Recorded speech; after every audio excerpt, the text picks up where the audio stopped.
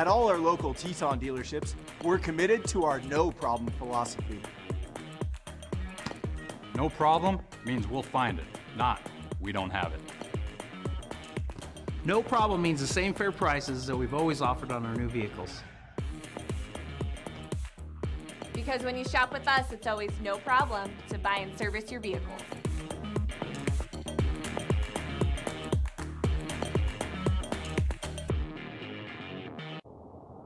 Welcome to What If Idaho, the home of 1,000 paths for those that embrace possibility. There's no better place to be if you're looking for that next career, or just exploring.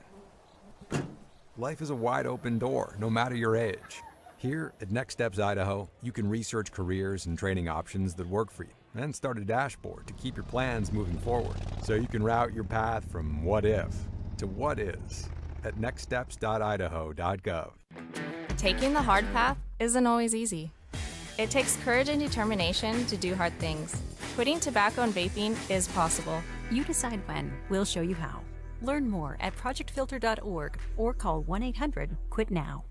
Always entertaining and occasionally controversial, the East Idaho Prepcast covers every inch of District 5 and District 6 activities in Idaho. Just think about this. The Highland Ram cheerleaders won their 14th 5A title in the past 15 seasons. And then they went on to win the national competition in California. Hosted by Sean Kane, the East Idaho Prepcast features the biggest stories happening in your area. Just go to IdahoSports.com and click Prepcasts in the menu to get caught up on what you've been missing. Or check out each week's episode on the IdahoSports.com YouTube channel, Facebook page, or wherever you download podcasts. At Valleywide Cooperative, we're here when you need us. For 100 years, we have been here to help you with food, fuel, and good old-fashioned advice. And for us, serving is more than a job, it's a way of life, which is why we pour so much into the communities around us. We've employed hundreds of your neighbors. We take pride in that, and in giving back millions in sponsorships, grants, donations, and scholarships. It's our way of saying thanks. We're Valleywide, and yesterday, today, and tomorrow, we're here for you. Our army of IdahoSports.com action photographers are covering games all over the state. And now we've revamped our galleries to make it even easier to find and order your favorite action shots. Just go to IdahoSports.com and click the Action Photos link in the menu. Dear road rivals, you may have four wheels and a similar build, but our resemblance ends right there. Later, Toyota. Find yours at Toyota.com. Toyota. Let's go places. I'm Connor from Idaho Falls. In high school, I started having trouble with my muscles. Playing football, kids half my size were pushing me around. My mom and I spent months traveling the country looking for answers. We finally got one right here at Ermac. I have a rare disease that causes my cells to lose energy.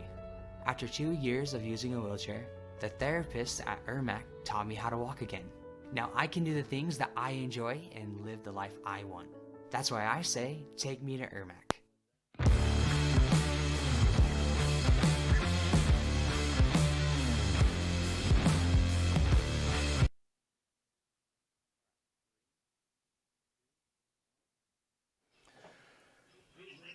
Welcome to IdahoSports.com. This is a GameStreams production of the East Idaho Game Night and, more importantly, the Rocky Mountain Rumble.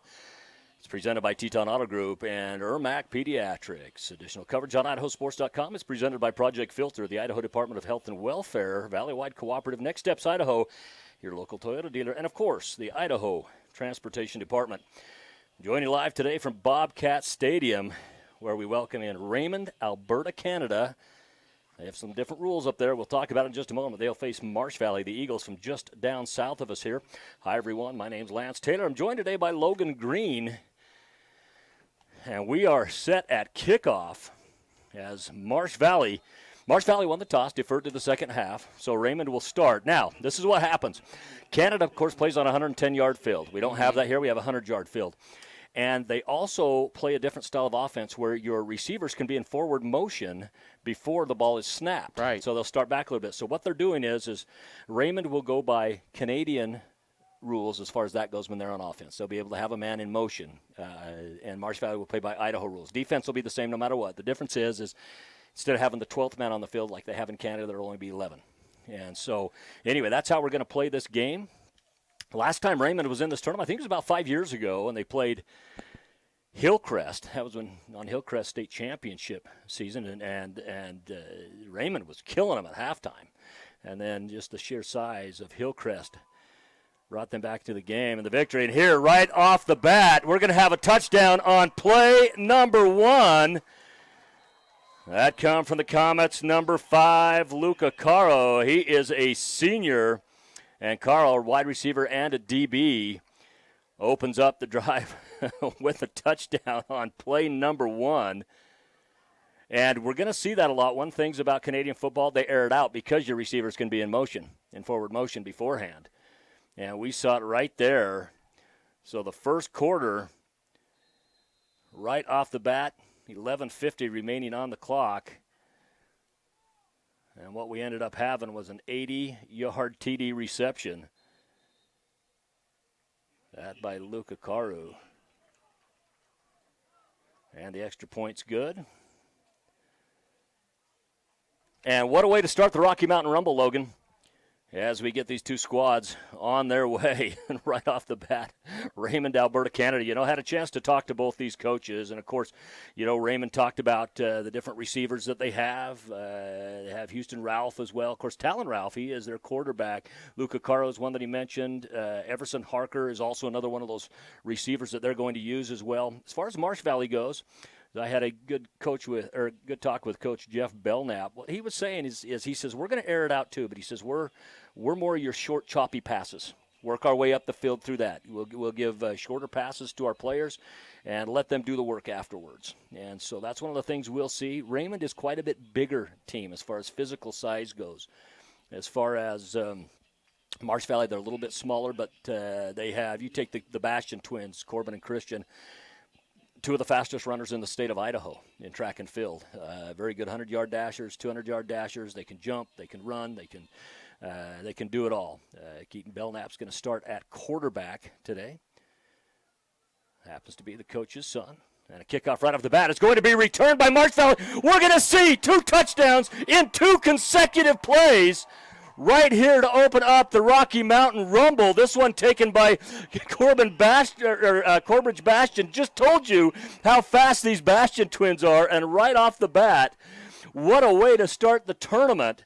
Actually, it's technically not a tournament. It's an event. Everyone just plays one game. But now with 11:37 on the clock, now we have a kickoff return, and that is just something you don't see very often.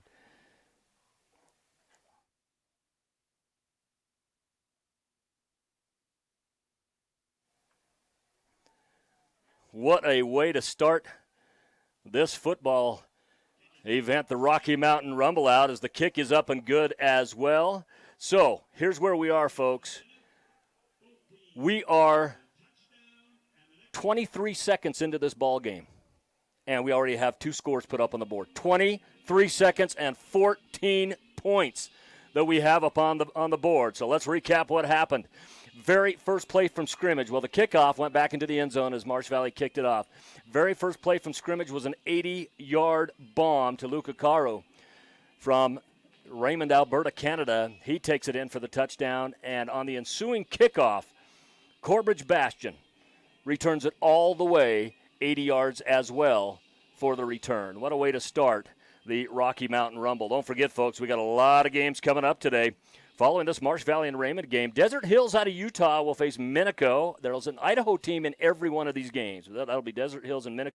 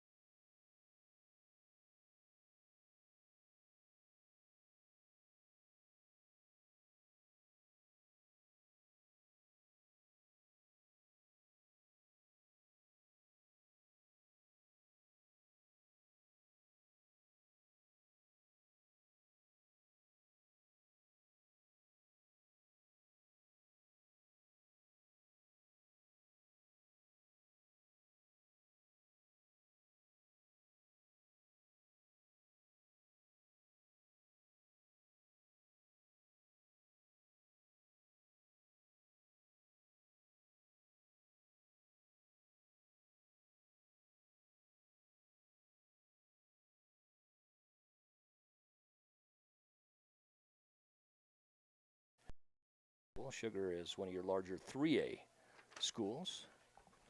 From the shotgun, this time 3 men were in motion. Pass out to the side is complete and good enough for a first down. It goes to number 21, Kalai Purcell. Purcell finally knocked out of bounds by Christian Bastian. And you notice the defenders went with the receivers in motion that time, and it cleared out that side of the field. For number 21, Purcell, just a junior. Also a linebacker on defense. One of the things about these smaller school sizes is players will typically go both ways.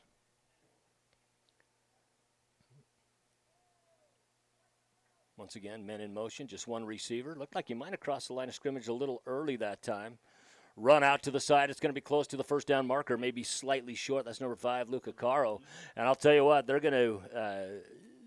really going to ride Caro as much as they can, because right now, as fast as Marsh Valley is, and Marsh Valley's a fast team, they're struggling laterally, and they're struggling with those with their corners to get back in defensively early enough to stop the runner. And I'm wondering, we just talked about it, how the difference in rules if they're struggling with that. I think it would be easier on the opposite side if you're Raymond to have your receivers staying put rather than being in motion, as opposed to Marsh Valley now having to get used to seeing a receiver running full speed at you. Yeah, that's right. In fact, I think as we look at this and another completed pass, or did it hit the ground, we're going to see. Marsh Valley says it hit the ground. Yeah, but they're going to call it good. This to number, looks like that was to number 80. It was Everson Harker, who scored the touchdown on the previous possession. And, of course, no replay in high school football, so they're not going to go to that. Ball placed on the 20-yard line, where it'll be 1st and 10 for the Comets. Well, what's nice about this stadium at Madison is the officials are mic'd up. At least they were last Friday night, and it's nice to be able to hear the call up here from the official down low.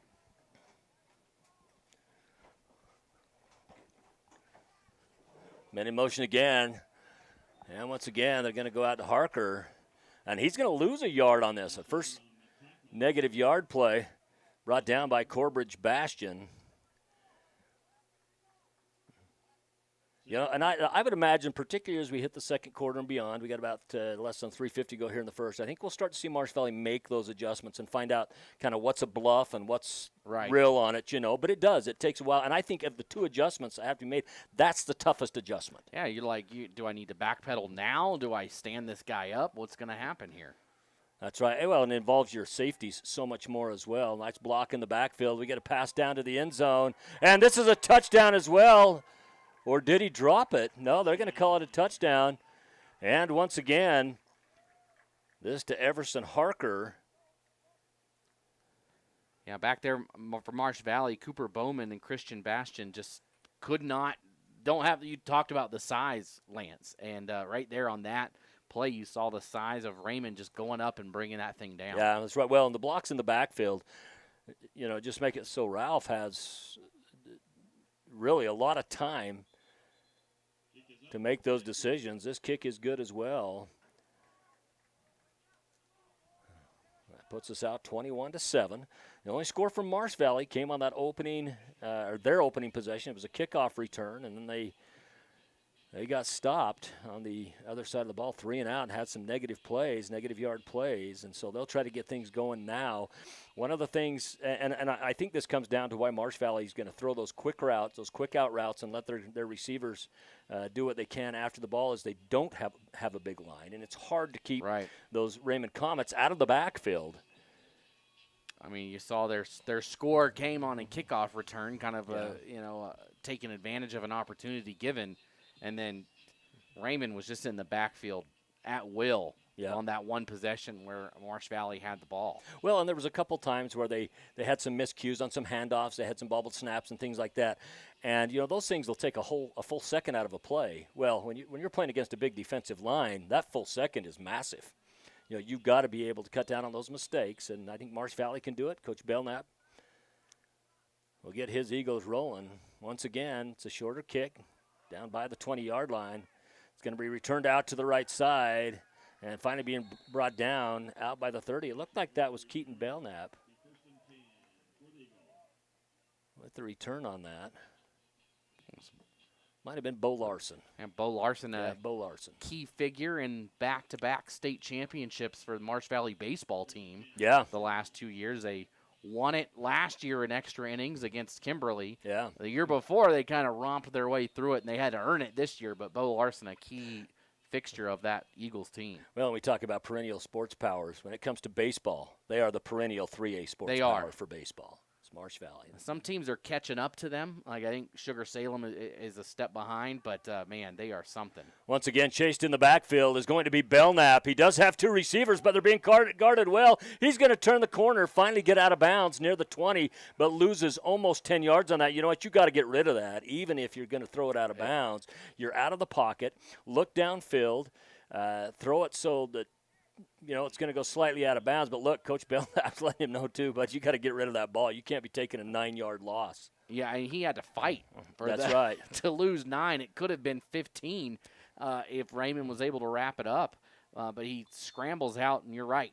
When you're about 2 feet from that sideline, it's hard. It's easy for us to say up here, but you got to be able to get rid of that thing and make it a no-loss play. That was linebacker Purcell that finally chased him out of bounds.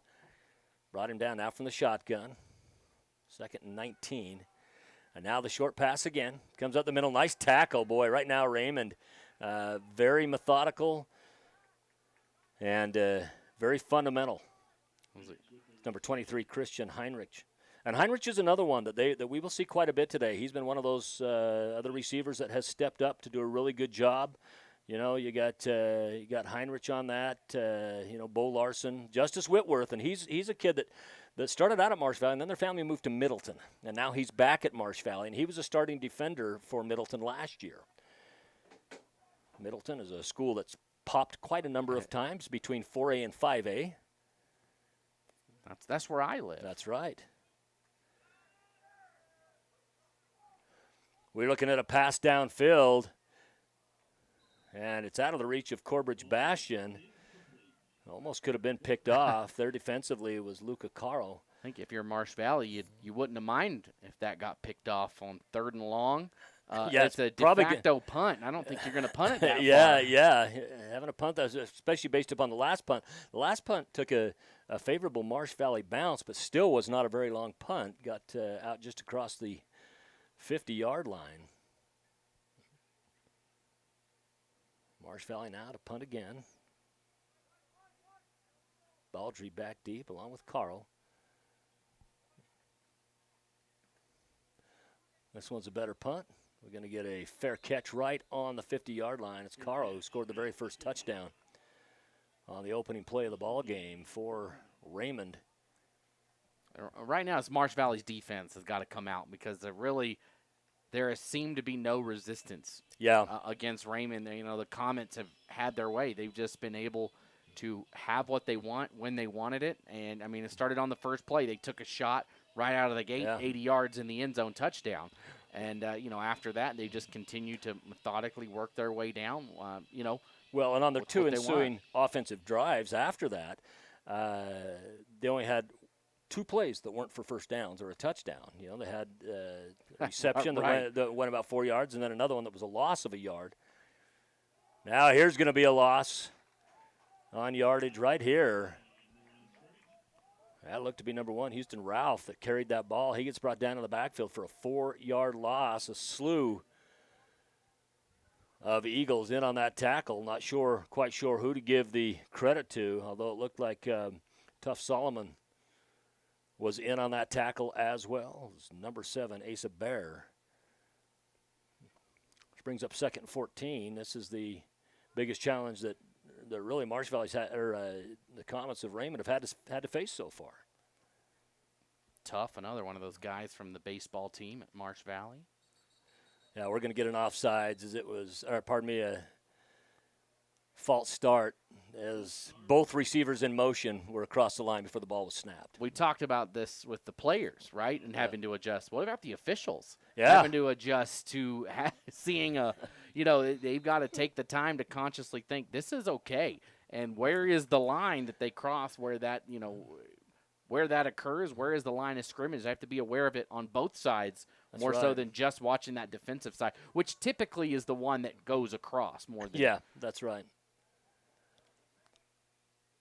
So from the 41-yard line, it is 2nd and 19 for the Comets. Man in motion again. Just the shotgun to Ralph. He's going to put it downfield, has his trusted receiver, I should say, and he goes up and he gets it. Once again, it's number 80, Everson Harker.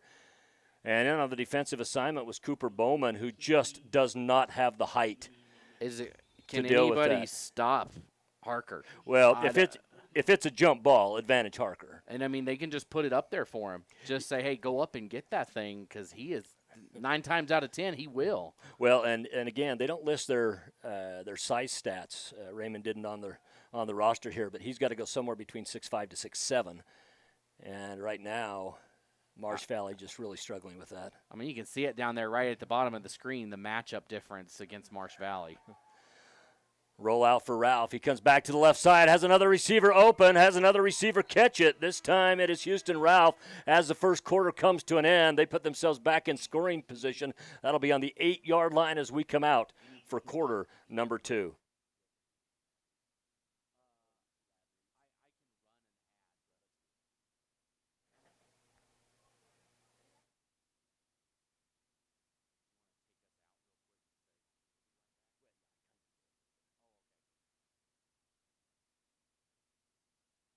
Always entertaining and occasionally controversial, the East Idaho Prepcast covers every inch of District 5 and District 6 activities in Idaho. Just think about this. The Highland Ram cheerleaders won their 14th 5A title in the past 15 seasons. And then they went on to win the national competition in California. Hosted by Sean Kane, the East Idaho Prepcast features the biggest stories happening in your area. Just go to IdahoSports.com and click Prepcasts in the menu to get caught up on what you've been missing. Or check out each week's episode on the IdahoSports.com YouTube channel, Facebook page, or wherever you download podcasts.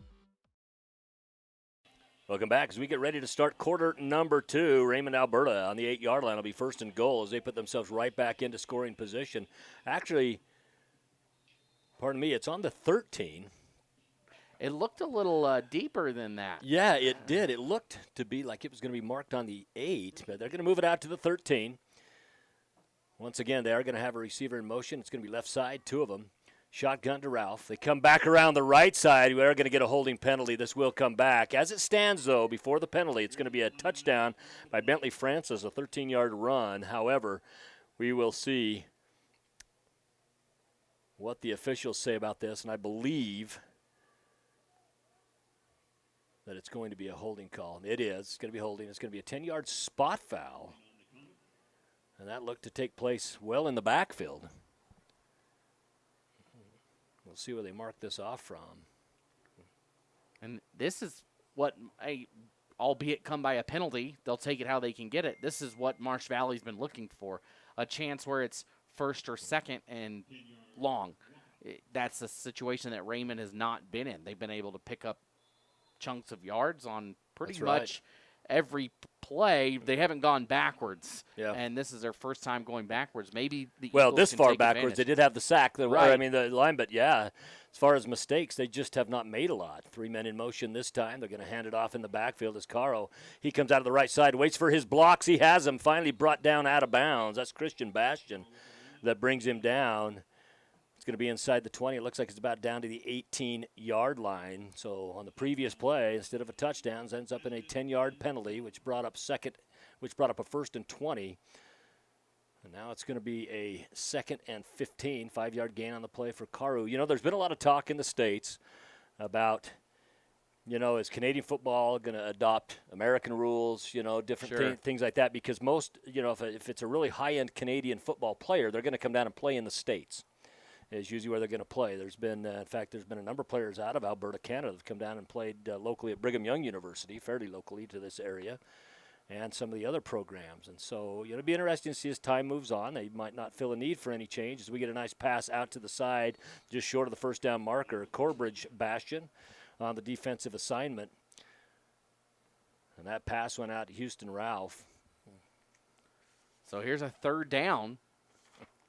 Marsh Valley an opportunity. You got to think, though, the way Raymond has played, this could potentially still be 4-down territory for them, saying, you know what, we're just gonna punch this in one more time. Well, I think right now, if you're Raymond, the thing you got to do is you got to say, Marsh Valley's got to prove they can stop us in 4 downs first before we're going to start making any adjustments. They've got to prove that they can stop us. They have 9 regular season games before their provincial playoffs. 3A here in the state of Idaho has 8 games before the playoffs, 8 regular season games.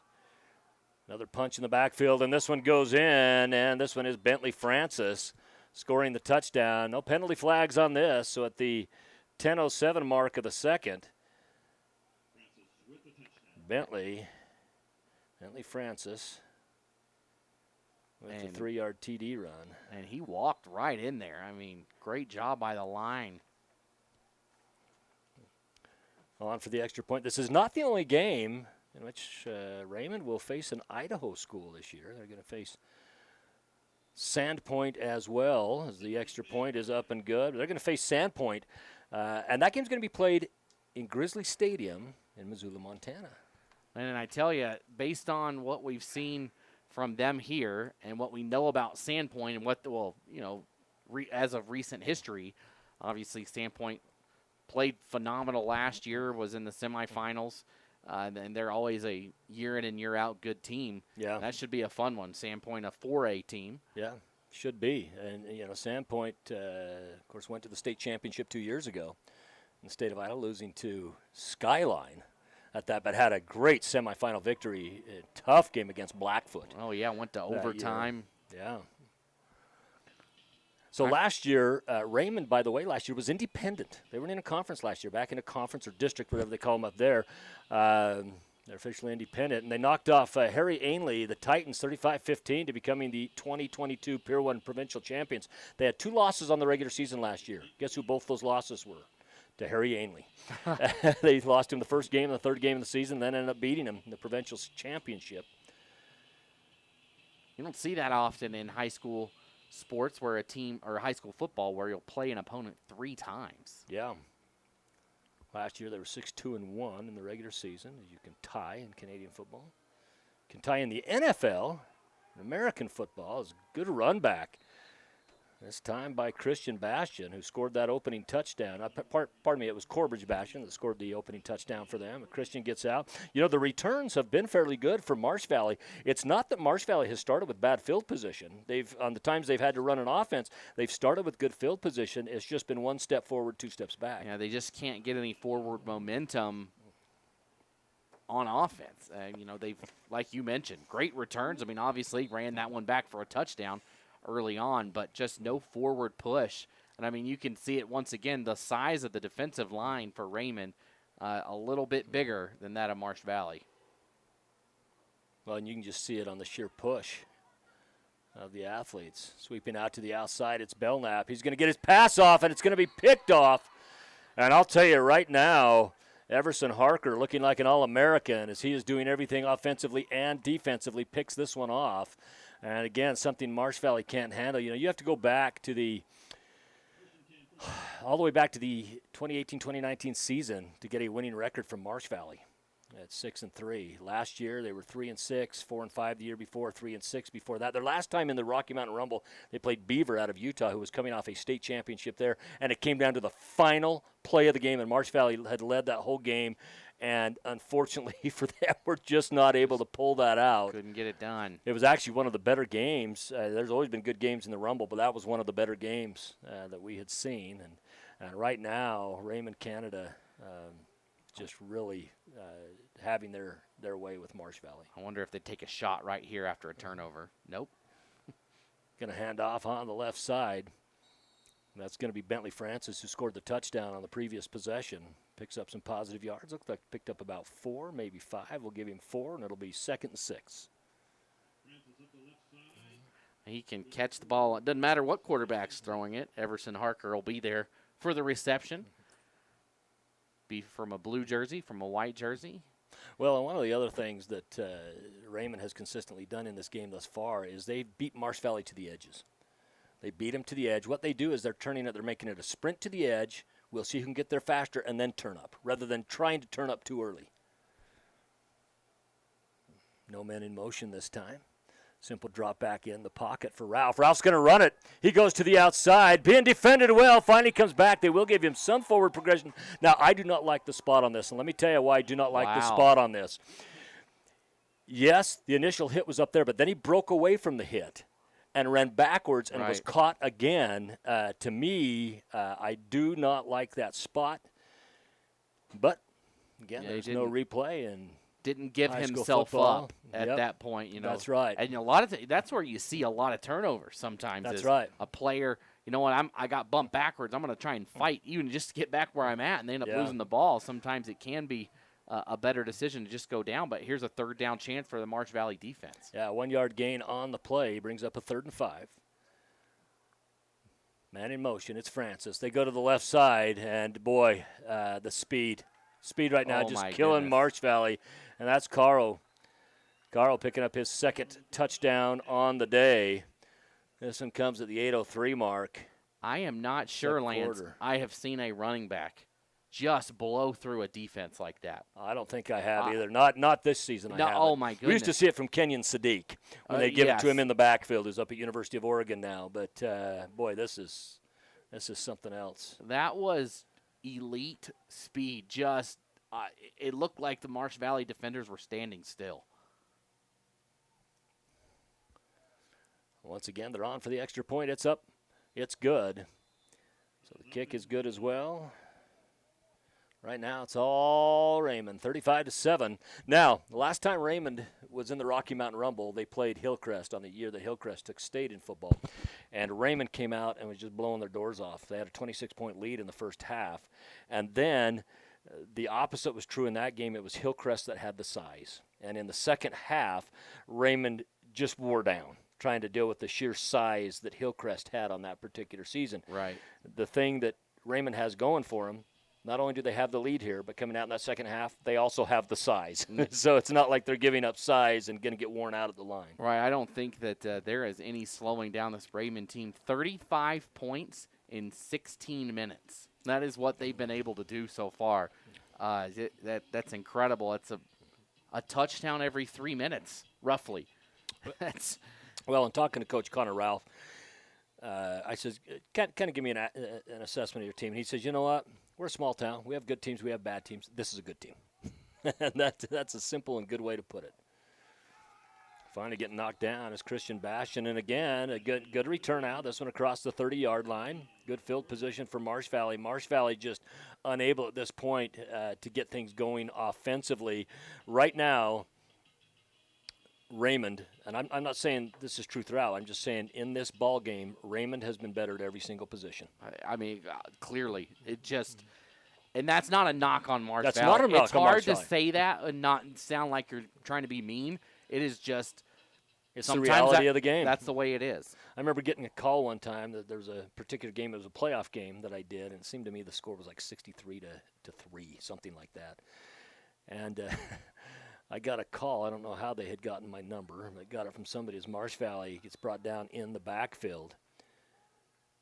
You said something mean, Lance? No, I didn't say anything mean, but I got a call from it was a grandparent, and she said, well, you didn't say very many good things about our team yesterday. And I said, well, the thing is I didn't say any bad things about them, but they got 63 points dropped on them. Yeah. You know, there wasn't near as many good things to say. I said I was positive as I could for the things that they did, but unfortunately the game played out, and we have to call the game the way it is. You know, I love Marsh Valley. I love these kids. I did my high school years in Malad, so Marsh Valley was down the road. They were bigger than us, but they were one of our rivals nonetheless. Nice rollout that time by Belknap. Belknap goes across the middle, and he had an open receiver. If he would have been on with the pass, looks to me.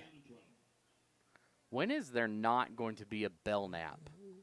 Well, that's not going to happen at Marsh Valley, playing some significant minutes. Yeah, that's not going to happen. That pass intended for number 18, Wyatt Marshall. Marshall, just a junior. He'll be back next year for Coach Jeff Belknap. Jeff Belknap's son is the quarterback, Keaton. That, I believe he told me, is his third child to go through the program. Jeff Belknap, of course, grew up just outside of Pocatello, went to Pokey High School. But, yeah, a lot of Belknaps. There's a lot of Ralphs with S on the end of it in that area as well, historically have been. And In fact, while we're talking names, give a shout out to my friend Jerry Dunn.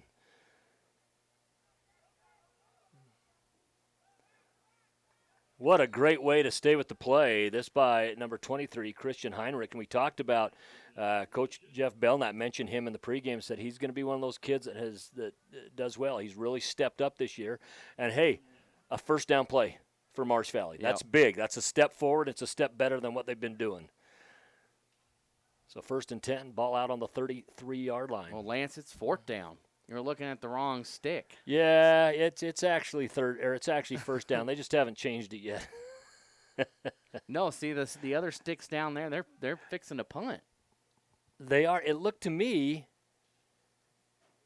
like they had got it on the pass and had picked up the first.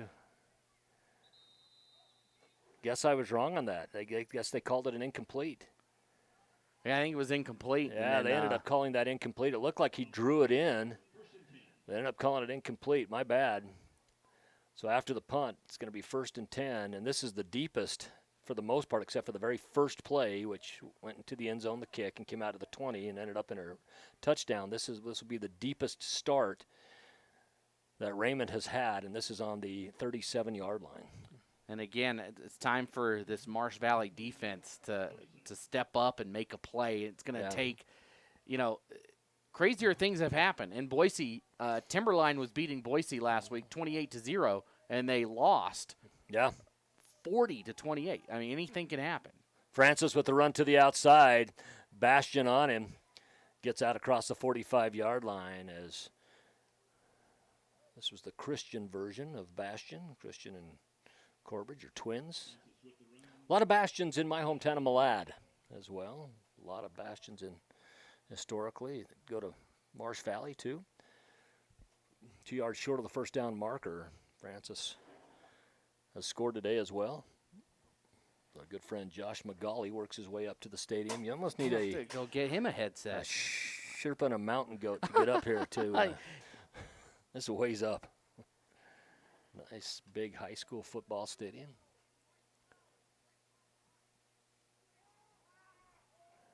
Pass to the outside by Ralph. Ends up getting it in the hands of Kalai Purcell. Purcell's had a good game today, both offensively and defensively. And each time they've thrown to him, it's been to the sideline. And they've had a great mix of this, Raymond has, where they'll take the chunks on the sideline, just those short passes, pick up 7 or 8. They've also gone deep. And then, you have to wonder how much they could just run the ball with Caro, right? That's right. If they wanted to, could they just well, between him and Francis, Now, if we were in Canada, this would be on the 52-yard line. As it is, it's on the 48-yard line. Ralph in the backfield goes out to the side. We're going to get another penalty. I think this is going to be a holding penalty. I think this will come back. It was a good pass. That out to Francis, Bentley Francis.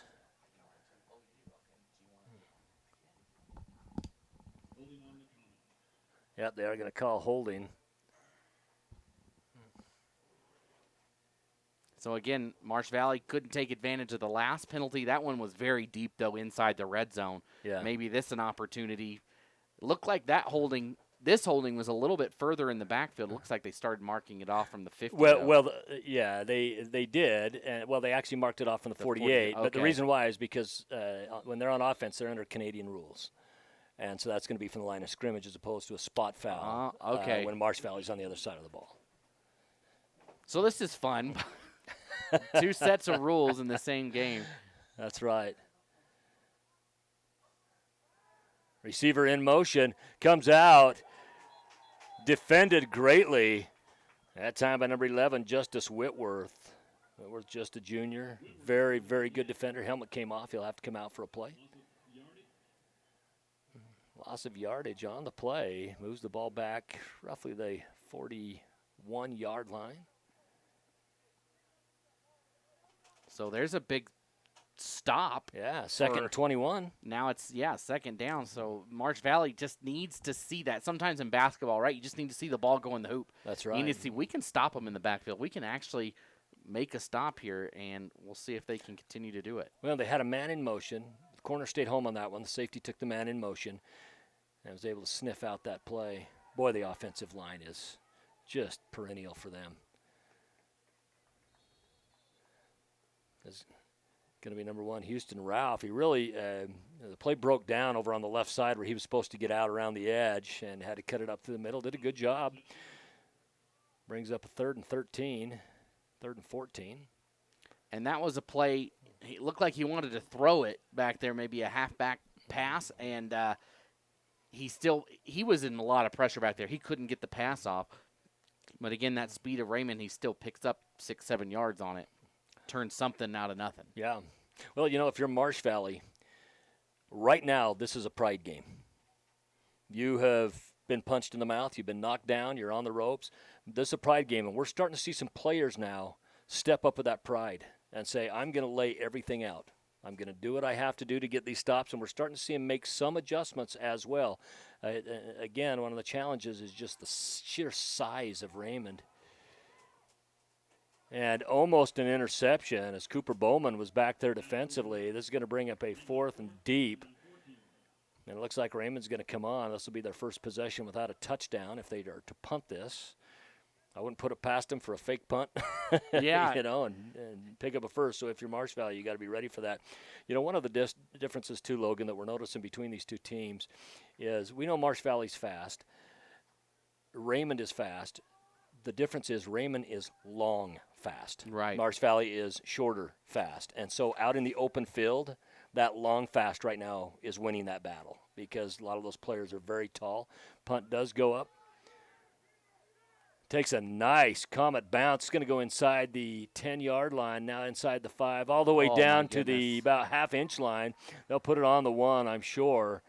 And this is a place that Marsh Valley does not want to be, is deep, deep, deep down here. And so the worst drive of the day offensively for the Comets, they flip the field out of it and pin Marsh Valley 99 yards away. Marsh Valley had to be feeling great after that stop, and now all of a sudden you've got a lot of green turf in front of you that you got to work through. Well, and with that line, that defensive line in front of you too, you're looking and saying we don't want to give up a safety here or a fumble and touchdown. And without a first down offensively so far, Raymond's got to be licking their chops in this situation. I wouldn't be surprised to see him have Belknap try to get out to that right side and pick up some yardage himself. There he goes. He he does keep it. Goes up the B gap on the right side anyway, and gives him a little bit of breathing room as he gets out to the 7-yard line. There's a flag in the end zone. It might have been a false start, or they might have thought too many players. 2, 3, 4, 5, 6, 7, 8, 9, 10. No, they only had 11. So are they going to wave it off? Yep, they wave it off. They're going to wave it off. I saw them counting. Officials say, yep, that's my fault. I counted that wrong. That's a great play to get some breathing room. And, I mean, you picked up 6 yards on that. And decent pickup on a play that was just meant to give breathing room. But brings up a short 4 long 3, and rolling out to the outside again. That's what I thought they would do on the first play was a rollout with Belknap, and Belknap picks up the first down.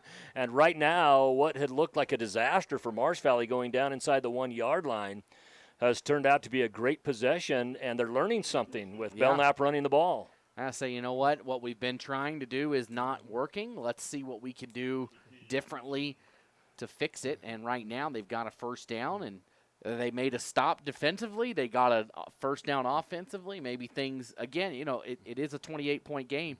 You just never know, though. Christian Heinrich comes back into the ball game, the junior receiver, number 23. I wouldn't be surprised to see him go to him right off the bat. They line him up in the backfield. I think they could pass to him out of the backfield. Instead, they're going to try to go around the end with Corbridge Bastion, and he gets it. Looks like he's going to maybe lose a yard on the play, maybe 2. No, it's going to be a yard. It's going to be back to the 11-yard line. That was sniffed out by Raymond right off the bat. That's going to be a tough play against Raymond. With their speed, you can't go east-west against them. Yeah, it's really tough. I think your only player that's going to be able to go east-west is probably going to be your quarterback when the receivers have drawn off the defenders, But when you're doing it like that with a man in motion, that is a tough assignment. Yeah, you saw it there as he got outside. There was 2 different Comets just waiting, and it's just going to be tough. They've got so much speed on the outside. Their linebackers are fast. The line is big and fast. It's going to be tough for the Eagles. And now, bobbled handoff ends up on the ground. Raymond says they have it, and they do. So a turnover. It was a bobbled handoff. I don't know if Belknap was supposed to pull it back or if the runner was supposed to take it, but either way, it got knocked out of his hands, goes to the turf, and Raymond drops on it. I'll tell you what, it's tough defending Raymond for 99 yards. It's extra tough defending them first and goal from the 9. Yeah, and that was picked up by number 65. I don't have him on the roster, but I have 2 numbers 62, so maybe that's it. Ty Still. Probably Ty Still or Jason Plerson. They're both offensive linemen. One's a sophomore and one's a junior. That's grade 10 and grade 11. So I have a brother-in-law that's from Canada and lives down in Springville, Utah. He's from up just north of Toronto. And every time we'll say freshman, sophomore, junior, senior like that, he'll say, "No, what grade is that?" Into the end zone. They go again, and it's just the same result as Cooper Bowman just is struggling to deal with the height right now of Everson Harker. Harker picks up the touchdown with 12 seconds remaining in quarter number 2. It's a 9-yard TD pass. And he just reached back for that one. Just over the defender, reaching back, gets it, and all of a sudden, there's only 12 seconds to go here in the first half, and an extra point away from 42-7. Well, and the defender never turned and acknowledged the ball, and so since it was underthrown, Harker was looking right at it, and he was able to come back and grab that. The extra point is up and good. 42-7 is your score. As Marsh Valley comes off the field, and there's several heads that are down on that, and this is one of those things where you step up as a coach, as Coach Belknap, and at 42-7, your chances of coming back in this game, even if you have a great second half, you got to have a second half that matches at least what Raymond did, plus hold them scoreless if you want to win. And that's a tough task, but, your halftime talk to these guys is, guys, this is the first game of a lot that we're going to have this year. And we're going to spend our second half finding some things that are going to work for us. Now that we're not just hitting each other like we've been doing in practice and we're getting hit and we're hitting other people from another team, let's find out some of the things that are going to work for us. Coach Belknap's going to get there. He's going to motivate his team, and I think they're going to come out with their heads up in the second half. And who knows? They've already run one back for a touchdown on a kickoff return. Who says they can't do it here? And then they get the ball to start the second half as well. Could be a huge opportunity right here. I know you look and say 12 seconds, the half's over, but it's not. Yeah. Well, they're definitely not going to get the run back here. It was Christian Bastion. And this right here inside the 30-yard line, I think it's going to be on about the 28, 29. That's the worst starting field position that they've had from a kickoff. Now, on the punt, went down inside the 1-yard line, so they had a 99-yard field. But as far as a kickoff, this is the first time they haven't been out across the 30-yard line. So I'm curious to see what Marsh Valley will come out with here. Some philosophies say, you just get out of the half. But I think at this time of the game, you have to take a shot here. You don't want to just get out of the half. You need to take your 8 seconds. If you have a chance, you might as well take it. Yep.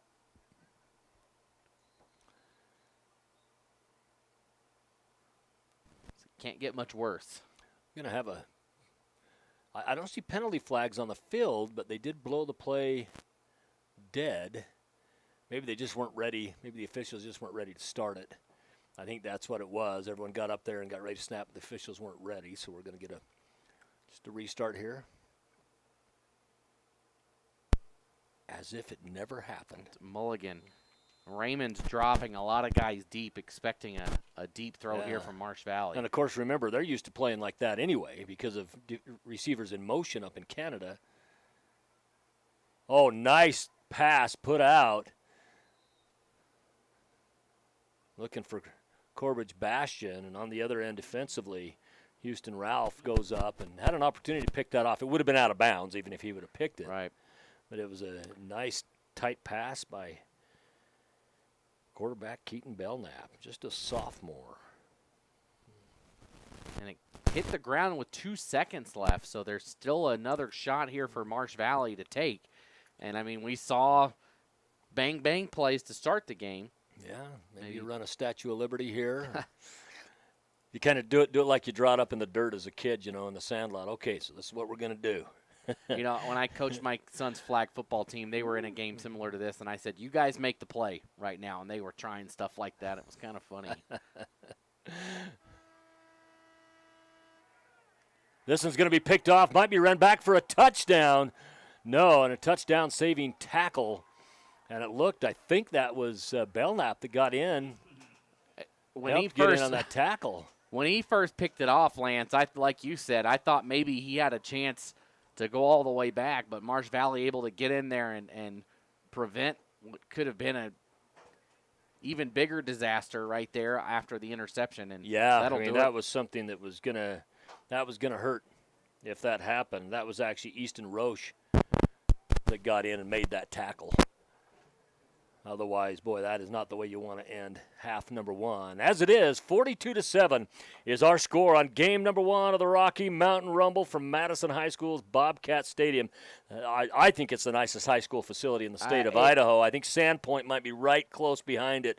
And you can't beat the view up at Sandpoint, the view of Lake Ponderay. But here at Madison High School, if you look close enough, you can just see the very top peak of the Grand Teton because you got that hill there in Rexburg. But what a beautiful setting here as we have the Comets from Raymond, Alberta, Canada, south of Calgary, have come here, and they've laid a beating down so far. 42-7, that's our halftime score. We'll take a break. Be back for half number two. Make the memories of this game last a lifetime. By downloading the digital game file of this contest, you can have your own personal copy of this game forever. These make great gifts for the student athletes involved. Just click the Order Now button for more details. At all our local Teton dealerships, we're committed to our no-problem philosophy. No problem means we'll find it, not we don't have it. No problem means the same fair prices that we've always offered on our new vehicles. Because when you shop with us, it's always no problem to buy and service your vehicles.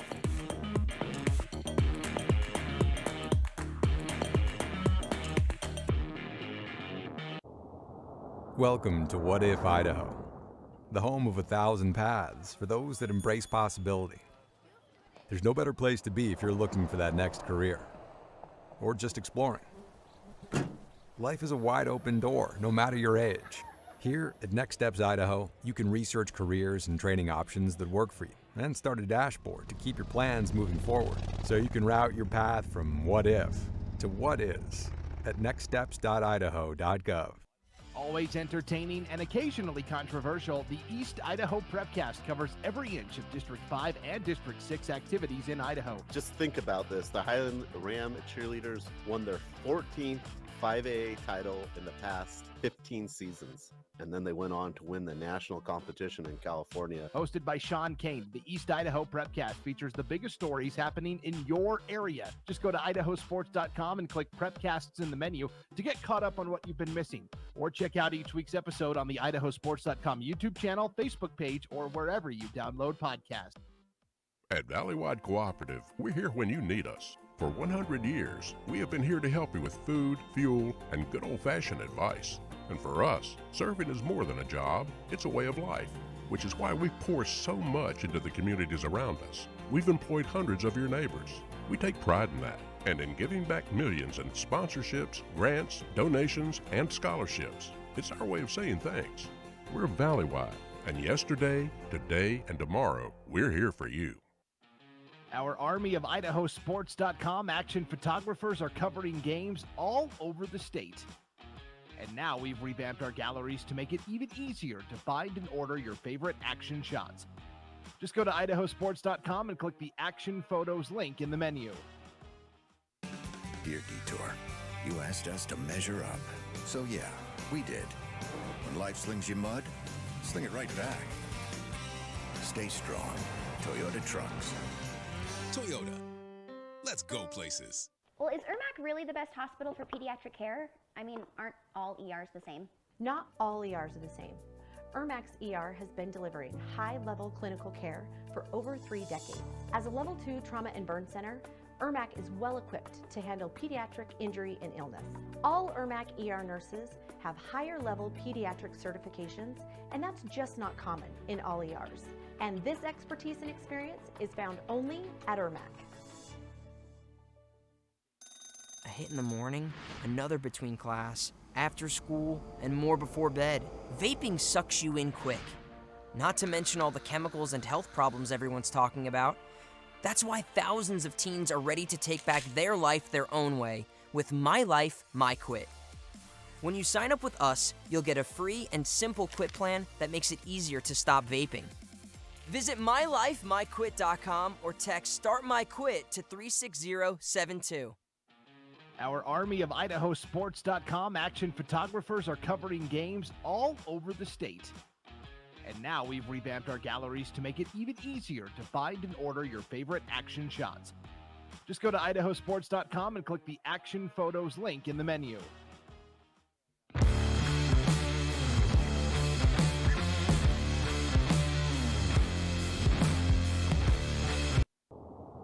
Welcome to What If Idaho, the home of 1,000 paths for those that embrace possibility.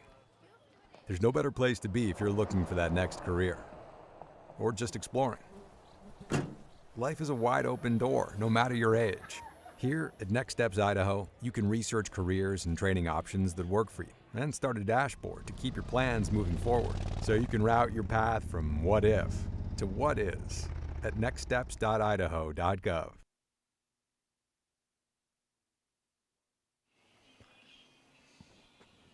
Welcome into the Next Steps Idaho halftime show. Thinking about what's next for your career or education? Next Steps Idaho can help bring you closer to the life that you want to lead. Next Steps Idaho. Boy, I'll tell you right now, speaking about steps, Raymond has taken a lot of them forward. Marsh Valley has taken a lot of them backwards in this game. We'll see what halftime adjustments bring. 42-7. Yeah, it has been tough. And that's not a knock. We've said this before, not a knock on Marsh Valley. It is just the way Raymond has come out. They are bigger, a little bit more, has that more speed, more stature. And it's just been too much to handle for Marsh Valley. Yeah, it has. Let's tell you about the scoring in the first half. So the game started off. It was kicked by Marsh Valley. They had won the toss, deferred to the second half. They kick it, goes into the end zone, comes out to the 20-yard line, of course. First play from scrimmage, 80-yard pass to Luca Caro. Kick was good. Then Raymond comes back and kicks off. Corbridge Bastion runs it all the way back for Marsh Valley. So 2 plays, we had 13 total seconds that were 23 total seconds ran off the clock, and we had 2 touchdowns, 1 for each team. After that, it was the Comet Shower Show. As of the 8:48 mark, 23-yard pass to Horker. Kick was good as well. Then we move on to the 3:20 mark of the first quarter. 2-yard pass to Harker. Kick was good. Then in the second quarter, 10:07 remaining, 3-yard TD run for Francis. Once again, the kick was good. The 8:03 mark, 44-yard run for Caro. And then with 12 seconds remaining, a 9-yard TD pass to Harker. Just was one of those things that was awfully tough for Marsh Valley to overcome and to deal with. And we talked about, again, the speed. The speed is there for Marsh Valley. It's not a speed thing. However, Raymond matches the speed, and they match it with players that are about a half a foot taller.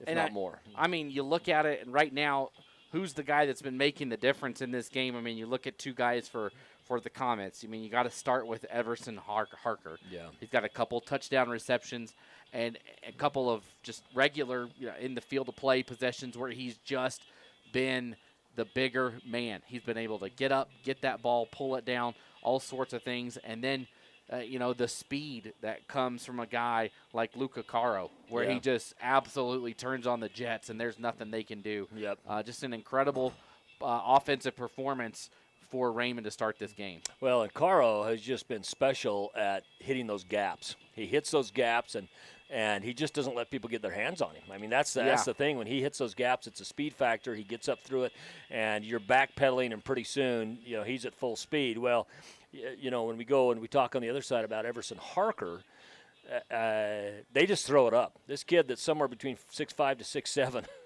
They just throw it up and it becomes a jump ball. And right now, I mean, you look at Cooper Bowman. I think Cooper Bowman is a very good defender. But it's just a height difference between the two. They're throwing up a jump ball, and that advantage just goes to Harker. I know, and I mean, there's just nothing they can do about it. It's just one of those things where you know what you've got, and you can take advantage all you want, and they've been able to do so. Well, you've also had receptions as well from, Houston Ralph getting on the action too, Kalai Purcell.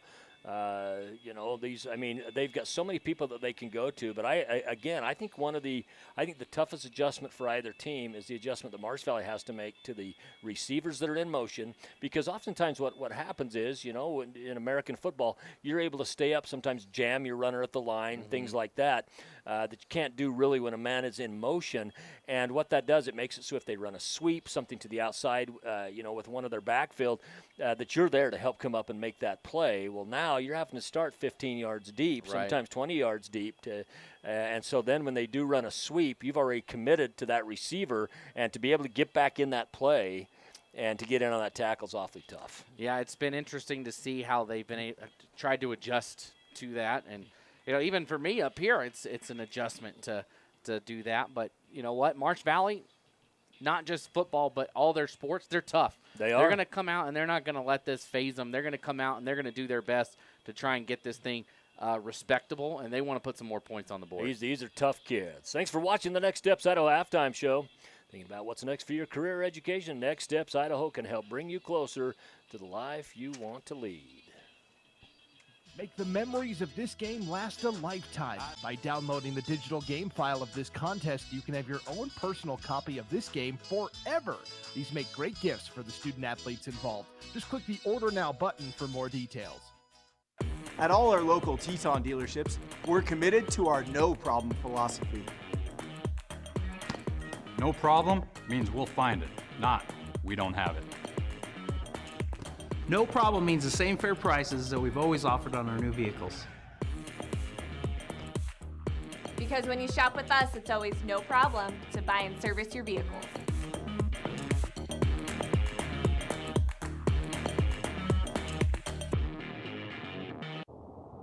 Welcome to What If Idaho, the home of 1,000 paths for those that embrace possibility. There's no better place to be if you're looking for that next career, or just exploring. Life is a wide open door, no matter your age. Here at Next Steps Idaho, you can research careers and training options that work for you, and start a dashboard to keep your plans moving forward, so you can route your path from what if to what is at nextsteps.idaho.gov. Always entertaining and occasionally controversial, the East Idaho Prepcast covers every inch of District 5 and District 6 activities in Idaho. Just think about this. The Highland Ram cheerleaders won their 14th 5A title in the past 15 seasons. And then they went on to win the national competition in California. Hosted by Sean Kane, the East Idaho Prepcast features the biggest stories happening in your area. Just go to IdahoSports.com and click Prepcasts in the menu to get caught up on what you've been missing. Or check out each week's episode on the IdahoSports.com YouTube channel, Facebook page, or wherever you download podcasts. At Valleywide Cooperative, we're here when you need us. For 100 years, we have been here to help you with food, fuel, and good old-fashioned advice. And for us, serving is more than a job, it's a way of life, which is why we pour so much into the communities around us. We've employed hundreds of your neighbors. We take pride in that, and in giving back millions in sponsorships, grants, donations, and scholarships. It's our way of saying thanks. We're Valleywide, and yesterday, today, and tomorrow, we're here for you. Our army of IdahoSports.com action photographers are covering games all over the state. And now we've revamped our galleries to make it even easier to find and order your favorite action shots. Just go to IdahoSports.com and click the Action Photos link in the menu. Dear Detour, you asked us to measure up. So yeah, we did. When life slings you mud, sling it right back. Stay strong. Toyota trucks. Toyota. Let's go places. Well, is IRMAC really the best hospital for pediatric care? I mean, aren't all ERs the same? Not all ERs are the same. IRMAC's ER has been delivering high-level clinical care for over 3 decades. As a Level 2 trauma and burn center, IRMAC is well equipped to handle pediatric injury and illness. All IRMAC ER nurses have higher level pediatric certifications, and that's just not common in all ERs. And this expertise and experience is found only at IRMAC. A hit in the morning, another between class, after school, and more before bed. Vaping sucks you in quick. Not to mention all the chemicals and health problems everyone's talking about. That's why thousands of teens are ready to take back their life their own way with My Life, My Quit. When you sign up with us, you'll get a free and simple quit plan that makes it easier to stop vaping. Visit mylifemyquit.com or text Start My Quit to 36072. Our army of IdahoSports.com action photographers are covering games all over the state. And now we've revamped our galleries to make it even easier to find and order your favorite action shots. Just go to IdahoSports.com and click the Action Photos link in the menu.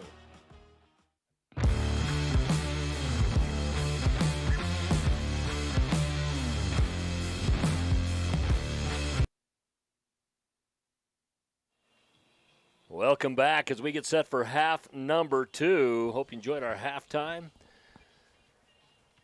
Brought to you by Next Steps Idaho. Boy, Raymond really came out. 42 points in half number 1. 42-7 was your halftime score. The only score for Marsh Valley came off a kickoff return by Corbridge Bastion, but they get it to start half number 2.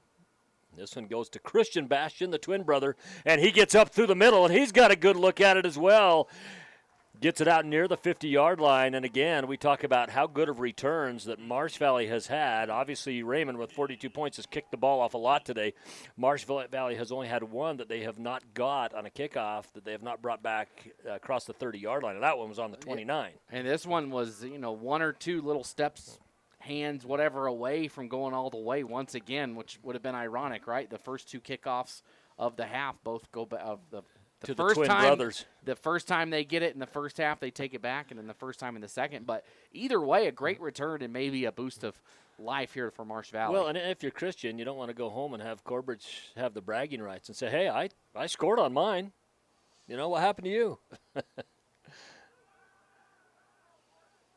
Belknap gets hit. Boy, Belknap was chased down so quickly. That was one of the most impressive defensive plays. Brock Seeley. Wow. And he didn't have a chance to get rid of it. He was just running for his life. And Seeley, who's about double his weight, about double the weight of Belknap, maybe not literally, but you get what we're saying, beats him to that outside. That was impressive. 5-yard loss on the play brings up second and 15. And now rolling to the right side and being chased in the backfield. It's Belknap. Pass is good. Gets back to the 50-yard line. Nice catch having to slide into that for Christian Bastion. Bastion was the one that returned it out near the 50. Now does get it to the 50-yard line. Brings up a third and a long 7, short 8. And that in and of itself is a positive thing here for Marsh Valley, right? They got knocked down, had a sack, lost some yardage, and in the first half, that was something that they didn't recover from very often. Yeah. That time they get a completed pass, they move the ball past the original line of scrimmage, and now it's 3rd and 8 when, before it might have still been a 3rd and 15. Got a single right, trips left, one in the backfield. Man in the backfield is Heinrich. And he drops out, and they hit him out of the backfield. Boy, if that pass would have been on, he had some green in front of him. As it is, it's going to bring up a 4th down, 4th and 7 from the 50-yard mark. That's one where if you're able to just float that up a little bit and he can catch it in stride going diagonally towards that Raymond sideline, he gives himself a chance. But even if he had caught it, he was trying to adjust for that ball, and the speed of Raymond, it's got to be right on the money. Yeah, and it came into the wrong shoulder, kind of turned him around funny. They're going to go for this on 4th and 7. I think they figure if we don't get it, we make him go half the field. Man in motion, it's Bowman. They give it to him. He goes out to the left side. Gets brought down on an ankle tackle. Nice defensive play by the Comets. That tackle by number 10, that's Walker Gibb. just a sophomore. First time we've called Walker's name tonight. Doing a great job. Yeah, that was one of those plays that the wide receiver missed his block on that outside. And Yeah. if he had gotten that block, you never know. They may have gotten that first down. Josh McGauley joining us here on IdahoSports.com as well. Josh's middle name is O. Oh. O McGauley. Yeah. You know, I came up with that all by myself. Yeah, I heard, yeah. That's pretty impressive. Josh lives out near me. Handoff goes out to number 21, Purcell, and Purcell gets dropped in the backfield. Right now, this is going to be the first defensive assignment we see for Marsh Valley, who really struggled to adjust in half number one. We'll see again how it plays out in half number two. But I can tell you one thing right now, Marsh Valley has pride, and these athletes have pride. I've watched these athletes come up through the system. I live in Sugar City, so I see Sugar Salem play them in different sports every year. These kids are athletes. These kids play with pride. The difference right now in this game is size. Yeah. That is size. And especially you're playing size that has speed as well. Run to the outside again. This one over to the left side. Pursuing James Baldry, who had it, and another loss of yardage on the play. This is going to bring him back to the 39-yard line, and it's going to be a 3rd and 17. Nope, the 3rd and 16, so they're going to put it on the 40. And right now, I expect to see a pass play coming from the Comets, as I think they'll put a man in motion here. But we already see some good adjustments that Marsh Valley has made to the runs on the perimeter, because one of the places where they were getting beat was to the sideline in half number one. Yeah, it was the speedy junior. Wyatt Marshall is the first one there. He's that outside backer that's closer to this near sideline. And he just closed in on that, got right past the blockers. It was really impressive. Well, and even though Marsh Valley's not as big, Marsh Valley will hit you very hard. Yeah. Man in motion. They're coming back. They go away from as their receiver slipped down. That pass, it looked like that was intended for Dane Hegel. Bo Larson isn't going to get anything on that play in terms of a stat, but he blew through the line and forced the quarterback to roll to his right. A little bit of pressure. Finally, some pressure from Marsh Valley, and look what happens. It causes a quick throw under pressure. You're not looking for your main guy, maybe just trying to check it down, and now all of a sudden 4th and long. And a 3 and out. That's big for Marsh Valley. I think that's their first 3 and out of the day. They did force a punt one time, but it didn't come as a 3 and out variety. Yeah, they got Mount Rushmore to climb to get back into this game, but that's a huge start. That's right. It's a huge start. I think they had too many. They did. They had 12. And, of course, they're used to that. They're used to that. They're used to being able to do that. In this scenario, they didn't. Sorry, I don't know all the rules on the CFL. You can have 12 on kickoffs? Well, no, on offense. They have a bigger field. Yeah, no, so it's 110 yards, right? 110 yards is and what you got. And it's longer or width-wise. It's wider. It's wider. Everything. It's wider as well. Plus the you end get zone's like 20 yards. And plus receivers can be in forward motion. Yeah.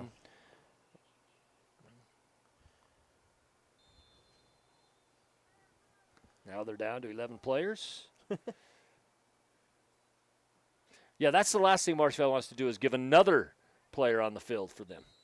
Now down inside the 20-yard line, it's going to be a fair catch taken by Whitworth. Once again, Justice Whitworth. Started defensively last year for Middleton. They moved down to Marsh Valley. I'm going to guess that he's the brother of Risa. There was a Whitworth. She played basketball for Middleton. So I'm just going off the last name. If he was at Middleton and played sports, it's just Middleton's not a big place. There can't be that many Whitworths. Maybe there are. So the ball placed on the 19-yard line. Good defensive stop by Marsh Valley. Great punt, by the way. That's a better spiral than most quarterbacks throw. Ended up being fair caught. And now we'll see if Marsh Valley can make some more adjustments. They've started to see some light offensively. Down the sideline, they're going to go to Bastion. And Bastion pulls it in. Wow. What a great reception by Bastion and a great pass by Belknap. On the defensive assignment was number 20, Sawyer Williams, the junior DB, and Bastion just went up and took that from him. And it looked like might be intercepted. It was just one of those 50-50 balls. Yep. and Bastion wanted it more. Well, that's one of those, if Everson Harker would have been defensively, he would have probably ended up with that because he can grab it 4 feet before anybody else has a chance to get to it. Best pass play of the day for Marsh Valley. Now they try to go over to Christian Bastion, who hit him in the chest, but bobbles the pass, drops it down. And that probably worked out a little bit better because he'd probably ended up taking a 1 or 2 yard loss on that play. You see that a lot, and I wonder what goes through the minds of a player, right? Is it, do I catch this and try to make something, or, you know what, dropping this isn't the worst thing if I'm going to lose 5 or 6 yards. That's right. Single right, single left, stacking the line, one in the backfield. Once again, they go to him, and boy, and he ends up getting some extra yard for that, at least to get back to the line of scrimmage. That was number 23, Christian Heinrich. We've seen him at the receiver position and at the back position. And he gets back to the original line of scrimmage, brings up 3rd and 10. That was a lot of work for no yards. That's right.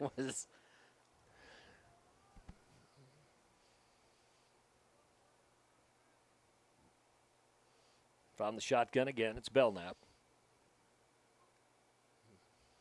Drops back in the pocket, being pursued. Gets it out to the outside, had an open receiver. The receiver was Caden Hansen, unable to hit him. You know, there have been some times when Marsh Valley has had some open receivers. They've had some opportunities so far. Belknap, he's got a nice tight spiral, good arm, but he has struggled to be accurate on those. And again, if you don't hit the receiver, you can't get the benefit of the reception. No, and that one, a couple of yards out of bounds, and just got to give them an opportunity. At this point, if you're Marsh Valley, you just have to do anything you can to keep the ball in play, to give guys a chance, and you can't right there. Well, and Caden Hansen was open. He had the lead on the defender, and going to go single, one in the backfield again. No one in motion. From the shotgun is Belknap. He pops back. He's got 3 receivers out, 1 to the side.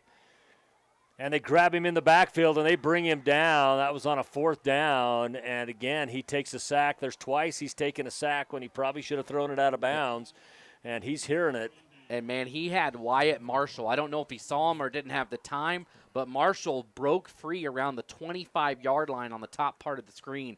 And he was 2 or 3 steps away from any defender. And if that ball can get there, man, Marsh Valley's probably got some points on the board. Yeah, the challenge on that was when Belknap was flushed out. He was flushed out to the left side, and then being able to come back across. Yeah, you know, left-handed quarterback in that situation might have been able to do that. You're right, Lance. But once you go to that, once you're going left and you're right-handed quarterback, you really kind of even stop looking for what's over on that side of the field because you just don't have that time to turn it. And that's what Raymond's been able to do. You get pressure, and it doesn't have to lead to an interception necessarily or a sack, but I mean that time it did, but just the pressure. Then Heggie out to the left as a receiver, but they're going to hand it off. This time it's going to go to Purcell. Purcell's played a really solid game for the Comets. Purcell just a junior. He'll be back next year for Coach Connor Ralph. Snake River plays in the SEIC 3A Conference, or pardon me, Marsh Valley. They play with Snake River and American Falls. And Snake River, of course, will be tough again, as they always are. And American Falls should be an improved team this year over what they were last year. American Falls has struggled the last number of years in football, as we're going to get a loss of yardage on this play. Purcell with the run. They bring it all the way back to bring up a 3rd and 9. And so far, 2 good defensive possessions in a row for Marsh Valley. They've just got to avoid, again, that 2 steps back trouble that they had in the first. You were just talking about the conference there. I believe American Falls played Malad, and then Snake River. Both teams already started off their season. They've already played games. They played in week 0. Yeah, week 0.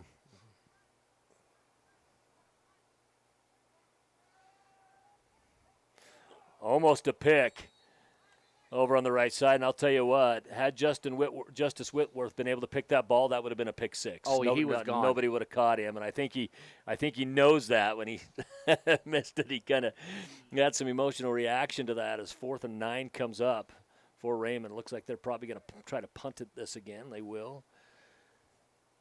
Yeah, he had it. And he stepped right in front of the pass. He did exactly what he was supposed to do, which was knocked the ball down, but if he could have gotten 2 paws on it, he was gone.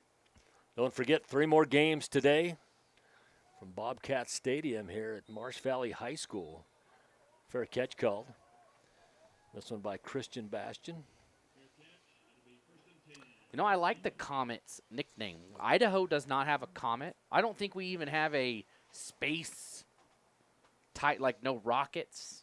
I don't think we do either. We don't have a rocket. I don't think there is. No. We don't Not that I have can like think of. We might have a junior high or something, but not a high school. No. I like Comets. Guess Canada is better, huh? Yeah. No, I'm just kidding. I'm just kidding. I'm just kidding. Well, you know, it's a beautiful place. It is. Oh, my goodness. I've been to Raymond a number of times. My in-laws, born and raised there. Galbraith Bingham's, my wife, born there. Not raised, but born. Coming to the outside is Belknap. He's being chased. He gets to the outside, able to pick up some positive yardage before he's brought out of bounds. Grabbing him early on. I believe that was Walker Gibb that grabbed him. Yeah, it might have been.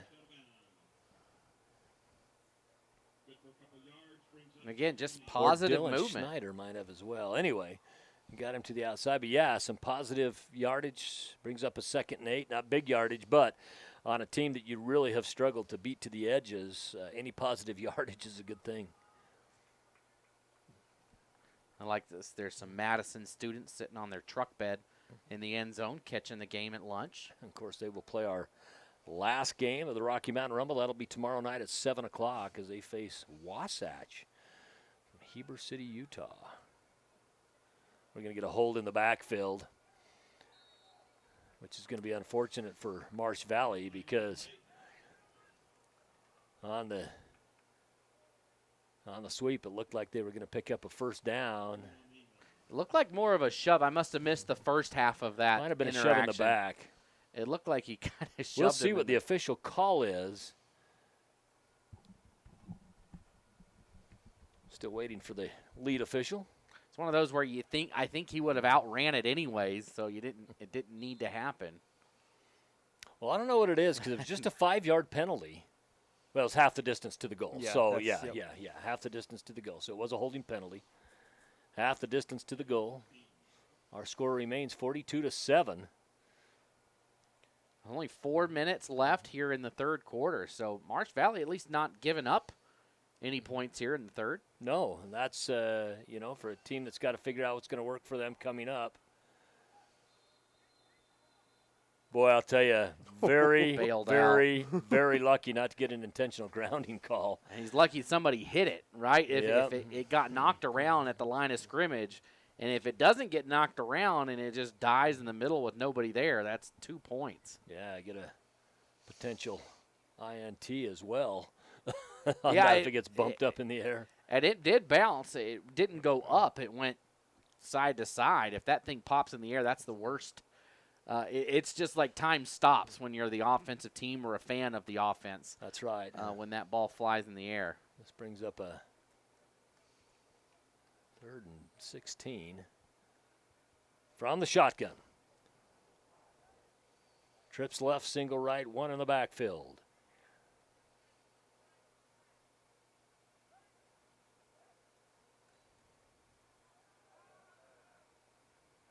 This one hits a player again. And right now, quarterback is Cooper Bowman.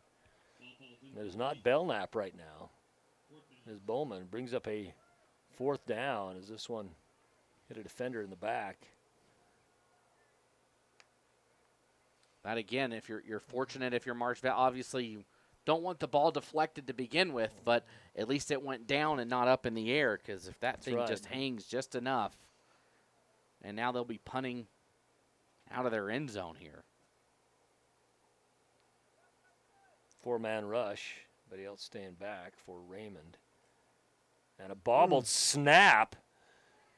The catch was not, I shouldn't say a bobbled snap, it was the catch was not good. It does take a Marsh Valley bounce, but still goes out to just the 33-yard line on the Marsh Valley side of the field. Raymond has a short field to work with. Neither team has scored here in half number 2. Raymond already had 28 points on the board at this point of half number 1. Good starting field position. I don't know if outside of a turnover, I don't know if either team has had better field position than this right here. Yeah, I Not that I can think of. Well, yeah, they would. Marsh Valley on that turnover gave it to them on the 9-yard line. Yeah. The one time they ended up scoring on it. But yeah, off a punt or kick or anything like that, no one's had it this favorable.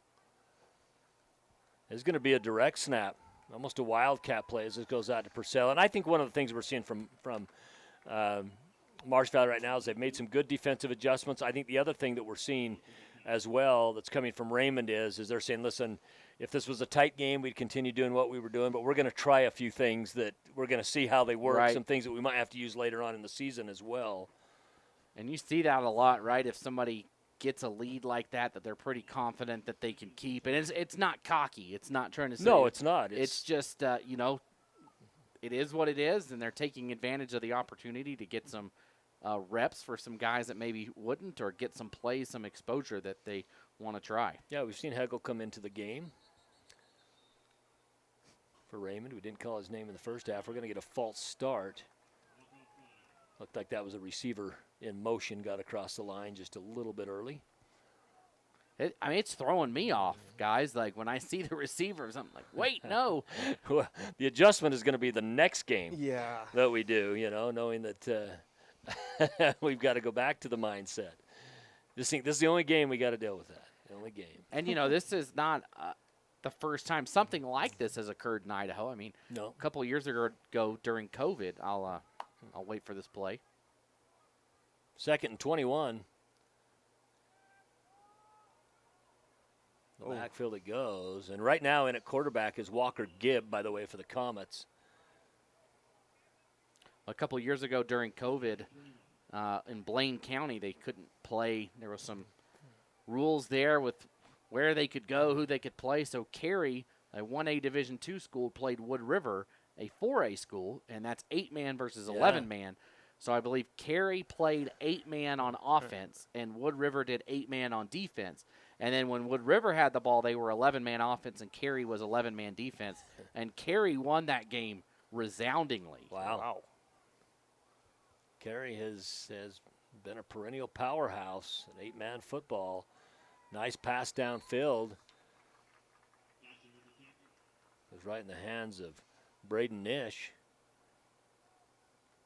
I don't think that's Nish looking at that, looking at him down on the field, but the number, pardon me, that's 87. Brody, I believe you say it, Beezer, with the reception on that. So they've got their backup squad in right now. It's going to be 4th down and long 6, short 7.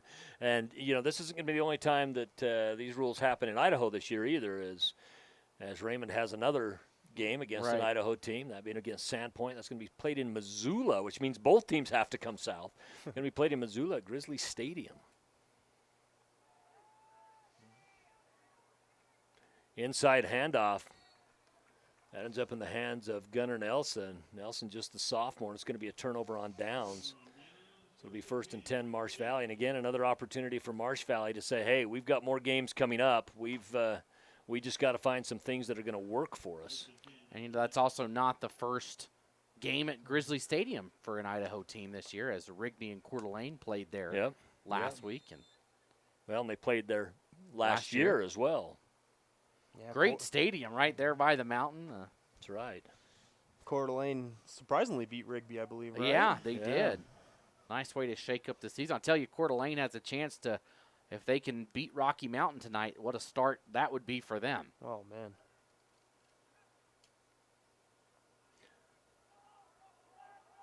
And down around the outside is Marsh Valley picking up some positive yards. We're going to get a penalty flag on the outside, and that might have been a hold out far.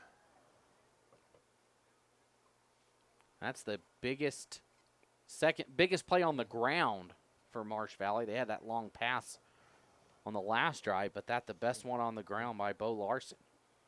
Marsh Valley plays at Teton next weekend. So, again, trying to find some things that are going to work for them. And that's a Teton team that I think a lot of people are pretty high on this year. Yeah, Teton should be very, very good. Ty Brown, of course, he'll be one of the top tight end / receivers in the state at any level.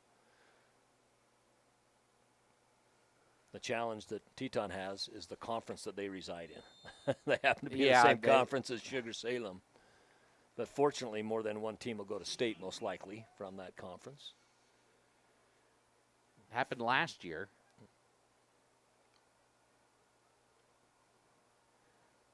Boy, pass to the outside, kind of in no man's land. I think ultimately they're trying to go to Christian Bastion. There were 3 receivers out there, and it's kind of like, we'll go to the one in the middle, like when a boxer gets hit in the face, you know, and you're seeing 3 guys, and it's just like try to punch the one in the middle. That might have been what happened there. And I thought Bastion was in a great spot, and the throw just a little bit out of his reach, a little bit short, but if that's closer, Bastion was coming back towards the ball, and he would have had a first down. This brings up 2nd and 5. From the shotgun again. It's Gibb. Handoff goes to the outside. Larson's got a first down. Right now, Marsh Valley working their way downfield. It's funny, I'm looking over at the board, and this is 3rd and 38. I think somebody's doing their math wrong over there. Maybe 3rd and 38. Is it 38 to go until they're in maybe field goal range, you know? Yeah. It's 38 seconds in the quarter, though, so there's something. They're getting there. This time another handoff goes up the middle. And now to the outside is Marsh Valley. It's number 5, Bo Larson. Larson all the way down, trucks a couple defenders before making it to the outside. Gets down inside the 35-yard line on the Raymond side of the field, and now Marsh Valley, their fans have something to cheer about. Yeah, that's not a man that I would want to have running full speed at me. He just lowered the hammer down and got extra yardage. Yeah, he needs to give his thankfulness to those wide receivers on the outside, because they're the ones that sealed off that edge for him to turn around. Here in the Rocky Mountain Rumble, we have 3 teams coming in that are reigning state champions. Of course, as the quarter comes to an end, of course, one of those is Raymond, who's a provincial champion, same as the state championship there. And then, of course, Lehigh comes up, plays Rigby tonight. That game's going to be at Rigby there. You're reigning 5A state champions down in Utah, and they made the jump up to 6A this year down in Utah, but you're reigning 5A state champions. And, of course, our game coming up after this, it's going to be a good one. That's Desert Hills, and a very good Minico program over the last several years. Desert Hills is your reigning 4A state champions in the state of Utah. Desert Hills, if you're not familiar with that, that's one of the St. George schools. We're going to take a break here on IdahoSports.com. We'll be back after this. Welcome to What If Idaho, the home of 1,000 paths for those that embrace possibility. There's no better place to be if you're looking for that next career, or just exploring. Life is a wide open door, no matter your age. Here at Next Steps Idaho, you can research careers and training options that work for you, and start a dashboard to keep your plans moving forward, so you can route your path from what if to what is at nextsteps.idaho.gov. 45-7. Now they're saying 45-7. Yeah, that's 42. It should be 42-7. 42-7 is your score. As neither team has scored here in the second half. However, Marsh Valley now on the move. They picked up a couple first downs. Those will come from the legs of Bo Larson. Now dropping to the back. We're going to get a long pass. It's going to be a little bit short from getting to the intended receiver. It looks like it was Corbridge Bastion. Yeah, he had to rush that throw. The defense was coming in hot. Just kind of had to chuck it. I think if he had had more time to stand in there and step forward into that throw, he might be able to get it down there. But he just kind of had to throw it under duress and just a little short. Yeah, it's Cooper Bowman, quarterback. He's been quarterback most of the second half. So we have not seen Belknap under center.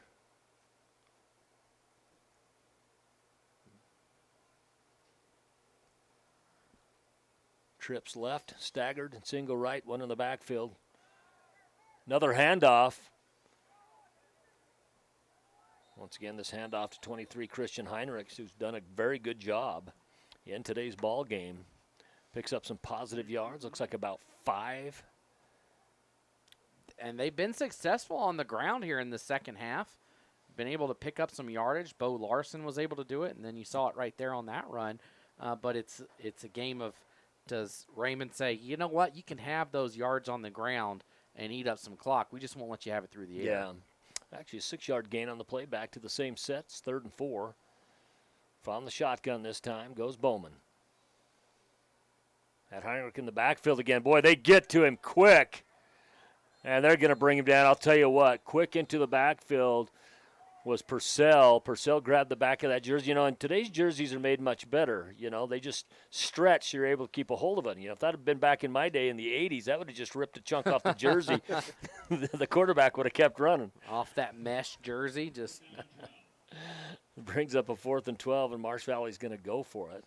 And he still had time to throw it while he was wrapped up, but just could not find someone to go to.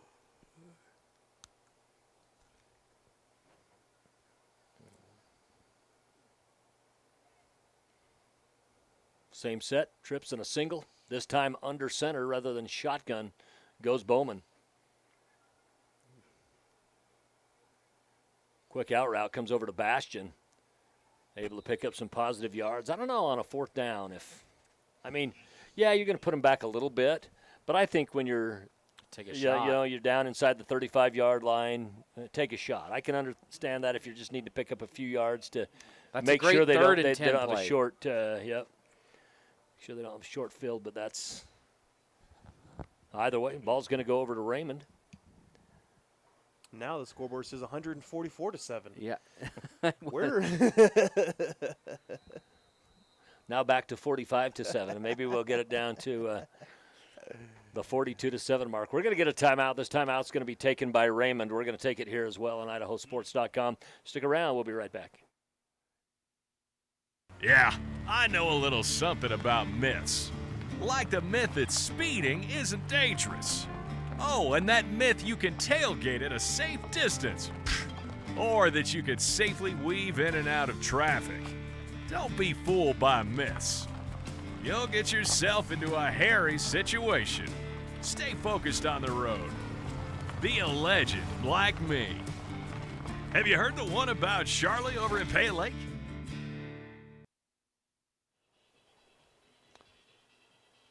Ten minutes, 11 seconds on the clock in the ball game. Now they're moving Raymond's score. They're down to 46-45, 144, 143, 142. The score is actually 42-7. But they're having some problems with the scoreboard right now. They're showing it at 45-7. It's actually 42. We'll stick here on 42. You'll see it correctly. It's just the stadium scoreboard. Not like that makes a huge difference of who's winning and that, but for people with a little bit of OCD, like myself, that's like a teacher just leaving a chalk mark up on the board after they erase it. An itch that you can't scratch. That's right. Receiver in motion again. This time they're going to come out. It's a reception.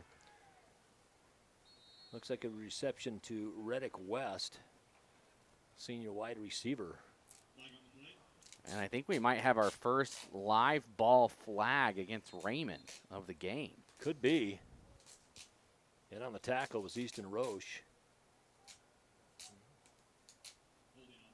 You get small schools like this. A lot of these players you'll see crossover into other sports. Right. A number of them will wrestle during the wintertime. Some will play basketball during the wintertime as well. I'm assuming Raymond has the same thing, Sure. And that's the thing. It's hard to specialize when you're at a small school because you're needed. You're needed in a lot of different aspects, and there's a lot of good things to having played multiple sports. That's what I love about doing games like this, right? Or you do the 2A, 1A, 3A games. You know the kids in basketball. You see them in baseball. You see them in football. You really get to learn a lot about them in different sports. Raymond again with men in motion. They're going to come out of the backfield. Nice tackle for a loss. That was Roche again. The pass to the outside was to number 11, Francis. We haven't heard his name in a while. Called him a lot in the first half. Haven't heard him much here in the second half. I think Tough Solomon down there on the defensive side of the ball for Marsh Valley was one of our 3 all-tournament pitchers. Player of the game for the game he started pitching in the state tournament. Just, Bo Larson got a couple hits in that state championship game to bring Marsh Valley a win. Just it's fun to see them play multiple sports. Ooh. Oh, and getting into the backfield quickly. Looked like that was Justice Whitworth.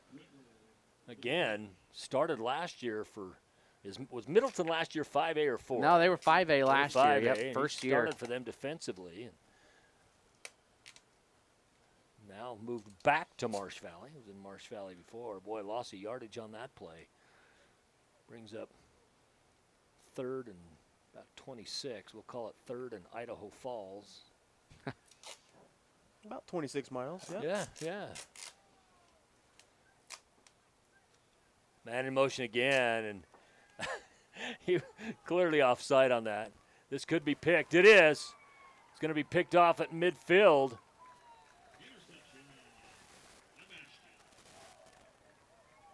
And that's going to be Corbridge Bastion, who scored the only touchdown that Marsh Valley has on the board today. It came on a kickoff return on their first possession of the ball game. Kind of a de facto punt there. Yeah. You definitely want that ball completed, but. Well, and as good as Raymond has punted, to them, that interception hurts, because they could have really probably got it back. For Marsh Valley, if it was flipped because they've struggled with punts today, that might have been a good thing, I mean, last week in this very stadium, Madison really struggled punting. Yeah. One punt landed at the line of scrimmage. One only went 5 yards. Both led to touchdowns. Of course, Madison played a Waihe last week. Took a loss here in a defensive battle. Oh, it was. The offenses had a struggle getting things going. Nobody had Madison scored, but 24 points from Waihe, and none of them had an offensive possession of longer than 25 yards. Oh, wow. And that was a one-play, 25-yard drive. Wow. Well, loss of yards in the backfield. It's just funny how a football game can go, right? That's right. The score does not tell the story. I think a lot of other sports it does, but it never does in football. It'll be 2nd and 14, and a route out to Bastion. He's run out at the, like around the 49-yard line, maybe right there on the 50. Get some of those yards back. It'll bring up a 3rd. They're going to put it on the 50, it looks like. Boy, they're not. They're going to bring him back. The side judge, the far side, is clear up on the 50-yard line. They're going to bring back to the 48, so he gained 1 yard on the play. It's going to bring up a 3rd and 13. I'm going to have cauliflower ear after 4 games today. You think so? Yeah. Well, I got a needle. I can pop it for you. I'll look like an MMA fighter when I'm done with this. Or a national champion wrestler. There we go. Gecko. That's right. Pass comes out and is brought in. What a great pass by Bowman. Brought down by Bastion, the Corbridge version. Yeah, Corbridge. That's his second long, deep pass caught this half. Yeah. He's really good at going up there and finding that ball at its high point. Of course, the Bastion twins, 2 of the fastest sprinters, 3A in the state of Idaho. Had a very good showing at the state track and field meet last year. Speaking of Middleton, that's hosts the 1A, 2A, 3A. Yeah, last year, so the house across the street from me is a Verbo rental, and the Rockland track team used it as their hub. It was kind of funny. What does Verbo stand for? Virtual? No, because it's not virtual. It's an vacation rental. By vacation rental. Down inside the 5. It looks like he'll get all the way down to the 2, and they might have even gypped him a yard. Christian Heinrich does a great job, and Marsh Valley puts themselves in scoring position. Oh, a flag on the field. Flag on the play. Oh. This drive, though, shows what we can expect from Marsh Valley throughout the year, though. They're not every game they're going to go up against guys with the speed of Caro and the length of Harker. That's a rarity. They're not going to see that many times, and you're going to see this. You're going to see them pound the rock, and pick up big chunks of yards on the ground. One of the things I don't like here. I mean, it was a good hold call. As far as he did hold.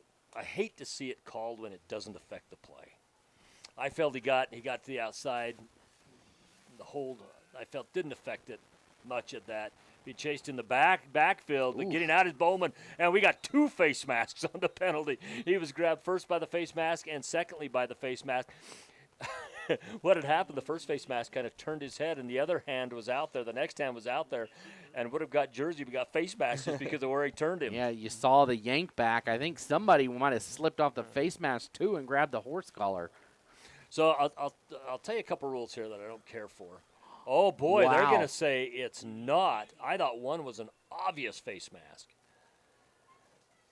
I initially saw a horse collar, and then I saw the jersey pulled, and so I wonder if that's what they saw, and they're saying, no, it was not it was actually just the top part of the jersey, but that was you saw the neck yank around that you traditionally would see in either a horse collar or a face mask. But we're not down there, so. That is true.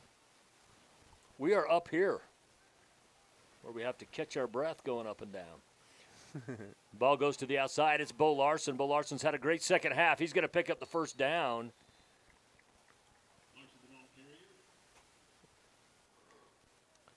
Yeah, the stadium here, if you've not been to Madison Stadium, like you mentioned, Lance, probably the best one in the state. And not only the stadium, but the indoor field house just to our left. Yeah. Tennis courts, half football field. I mean, it's great. Nobody else has anything like that in the state. Not at that level, for sure.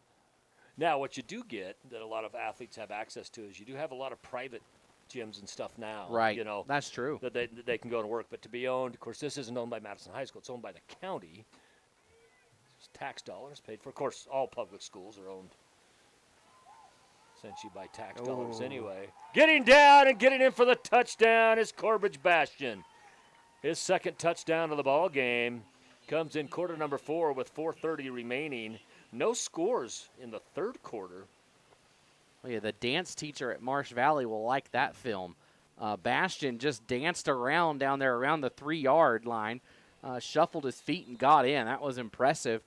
He was headed out of bounds, cut back in, and then cut back out and just gets into that bottom left corner of the end zone. Corbridge Bastion. Now the kick is up. Kick is good. That's going to put them some more points on the board, 14 to 42.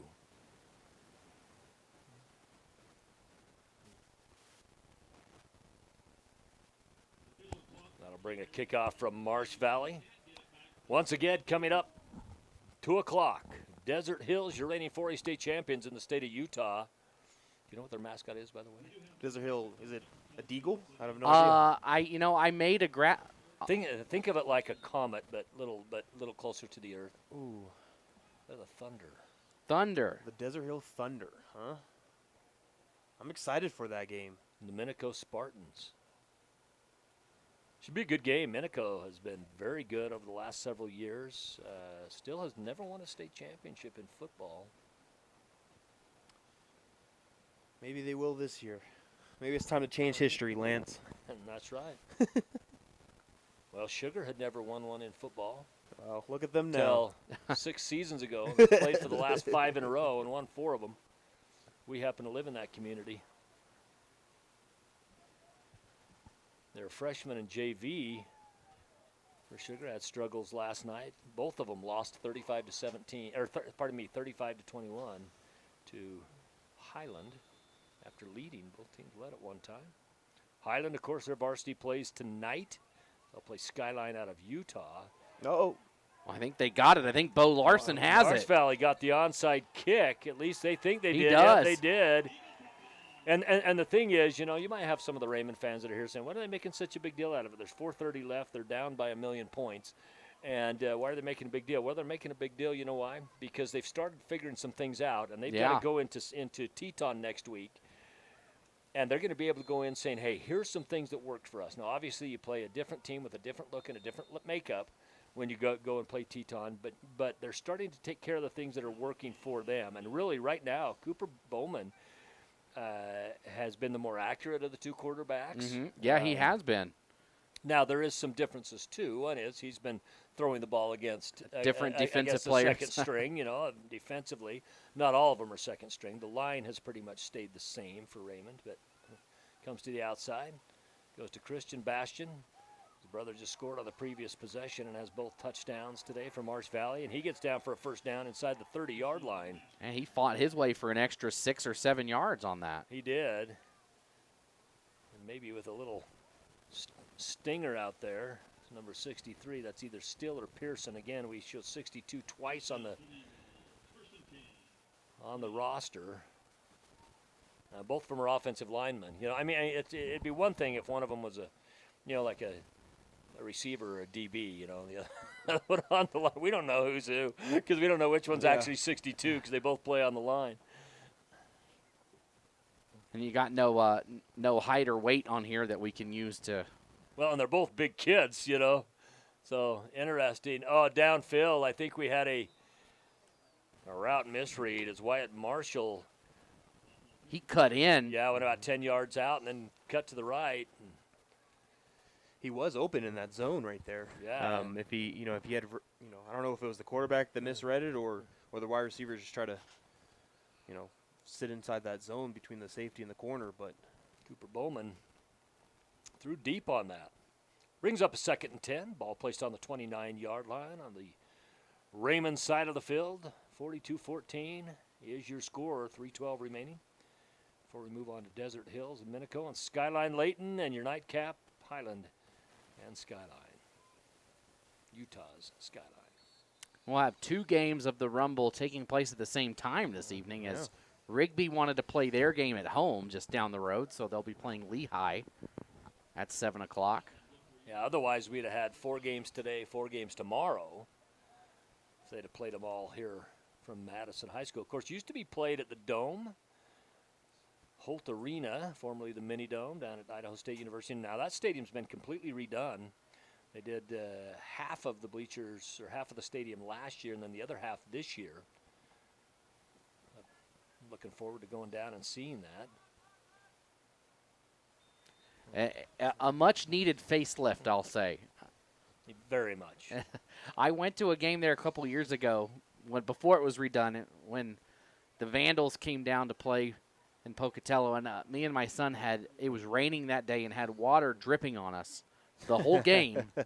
And that's one of the few games there at Holt where you can't just move around, right? Yeah, it was, that's right. It was very full, and there was nowhere to go, and wow, this is fun. Well, and with the old seats, they're just once you were in there, buckets. Yeah, but it was not a lot of room buckets. You had okay left to right, but not in front of you, and or behind you. You could get knees in your back pretty easy. These new seats are very, very nice. In fact, the ones that they had there last year on the one side, which they've also done the same apparently on the new side, is getting into the backfield quick.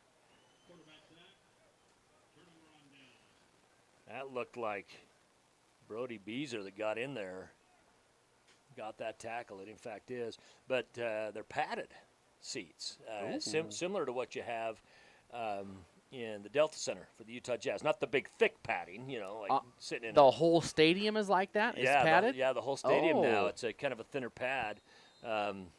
Really, really nice. Of course, they used to play basketball there in Holt Arena as well, but because of the leaking on the roof and stuff like that, it made it very difficult. There were times that they would have to reschedule that game for Reed Gym, which is now, of course, their main stadium again.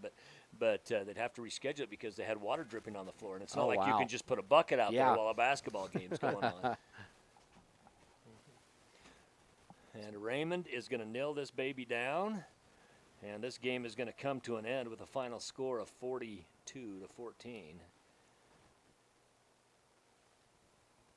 Interesting kneel formation. This is not what you see in typical American football, right? Usually you have 2 guys right there behind the quarterback to his left and right. And here you see 3 different guys back there for Raymond, about 5 yards behind where the quarterback has it. Our next game is scheduled to start 1 hour from right now. Of course, you're going to want to stick around for the post-game show. And as always, the IdahoSports.com player of the game.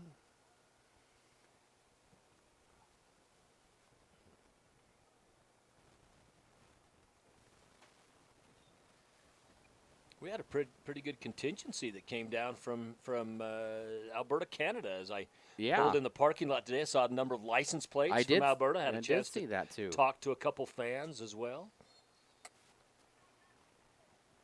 And I think that'll do it with 30 seconds on the clock. This game is going to come to an end. And Coach Connor Ralph, boy, he comes down here with his team and lays a licking on Marsh Valley. But the good news for Marsh Valley, they started finding some things that worked for them. It's going to take them into the rest of the season. One of the challenges that Marsh Valley is going to have this year is no matter who they play, they're going to be a small team. Right. They just don't have a lot of size, but they're very aggressive. They found some things that work.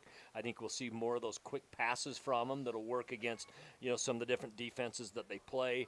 Marsh Valley, one of the smaller 3As in the state of Idaho, very proud program, very hardworking athletes, and they're going to end up being just fine. We're going to take a break here on IdahoSports.com.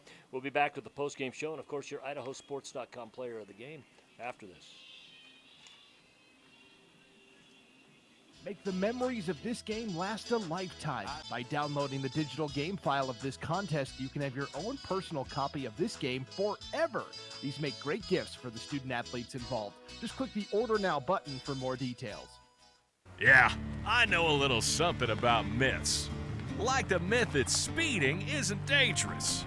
Oh, and that myth you can tailgate at a safe distance. Or that you could safely weave in and out of traffic. Don't be fooled by myths.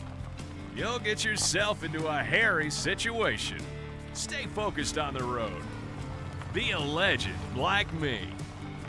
Have you heard the one about Charlie over in Pay Lake? Welcome to What If Idaho, the home of 1,000 paths for those that embrace possibility. There's no better place to be if you're looking for that next career, or just exploring. Life is a wide open door, no matter your age. Here at Next Steps Idaho, you can research careers and training options that work for you, and start a dashboard to keep your plans moving forward, so you can route your path from what if to what is at nextsteps.idaho.gov.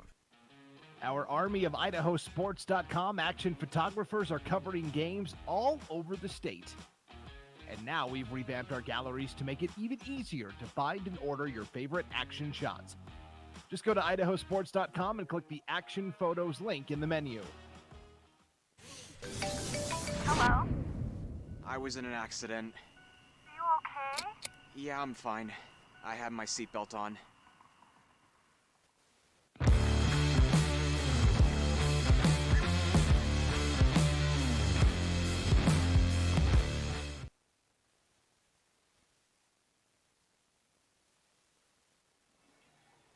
Welcome back to Madison High School's Bobcat Stadium, where the Rocky Mountain Rumble is taking place. We just finished game number one.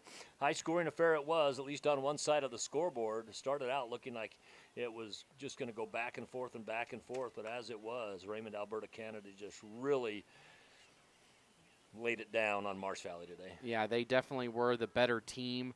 I would say physically, right? I think Marsh Valley showed a lot of good things in this game that they can compete, but they were just totally outmatched. Yeah, they certainly were. Let's go down the scoring for today's ball game. Started in the first quarter.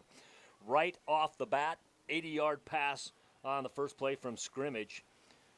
11:50 left on the clock, and that was to Caro. We didn't hear some of these names we're going to call. We didn't hear much in the second half because they played a lot of their bench in the second half. But he was able to score in that at 11:37 mark, so 23 seconds now into the ball game as they come back and kick off. It is Corbridge Bastion runs the ball all the way back, and we were knotted at 7 apiece after the extra points. And then wheels kind of came off for Marsh Valley and came on for Raymond. 8:48, 23-yard pass to Harker. We'll talk more about him a little bit later. And then it was Harker again with the 2-yard pass. Kick was good on all those. That was at the 3:20 mark of quarter number one. And then at the 10:07 mark of quarter number two, 3-yard run for Francis. 8:03 mark, 44-yard run for Caro, who just had a great first half as well. And then with 12 seconds left in the first half, 9-yard TD pass to Harker.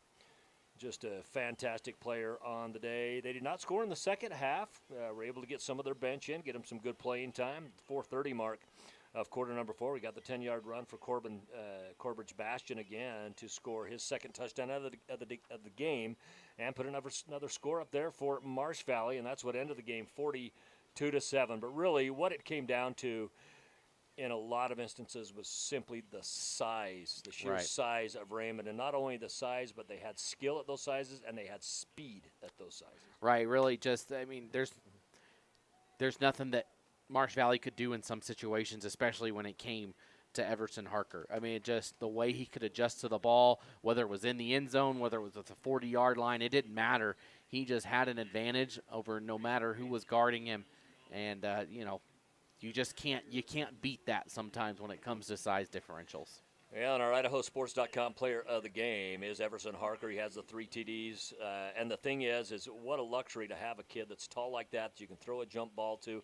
And every one of those TDs, none of them was necessarily wide open. They were just they were thrown to him with defensive coverage, and he just went up and took it away from the defender. Yeah, congrats to him, Everson Harker, our Idaho Transportation Department player of the game. Just a phenomenal job getting up and getting those touchdowns in traffic every single time. Well, special thanks to Athletic Director Shane Proctor here at Madison High School for their hospitality and help getting this game broadcast to you, the viewer. Congratulations again to our IdahoSports.com player of the game, presented by the Idaho Transportation Department and their Shift Initiative. Once again, that was Everson Harker with the 3 TD receptions. Thanks again for joining us as the Raymond Comets from Canada knock off the Marsh Valley Eagles by a score 42-14. For my broadcast partners Logan Green and Josh McGauley and everyone else behind the scenes here at IdahoSports.com, I'm Lance Taylor saying goodbye.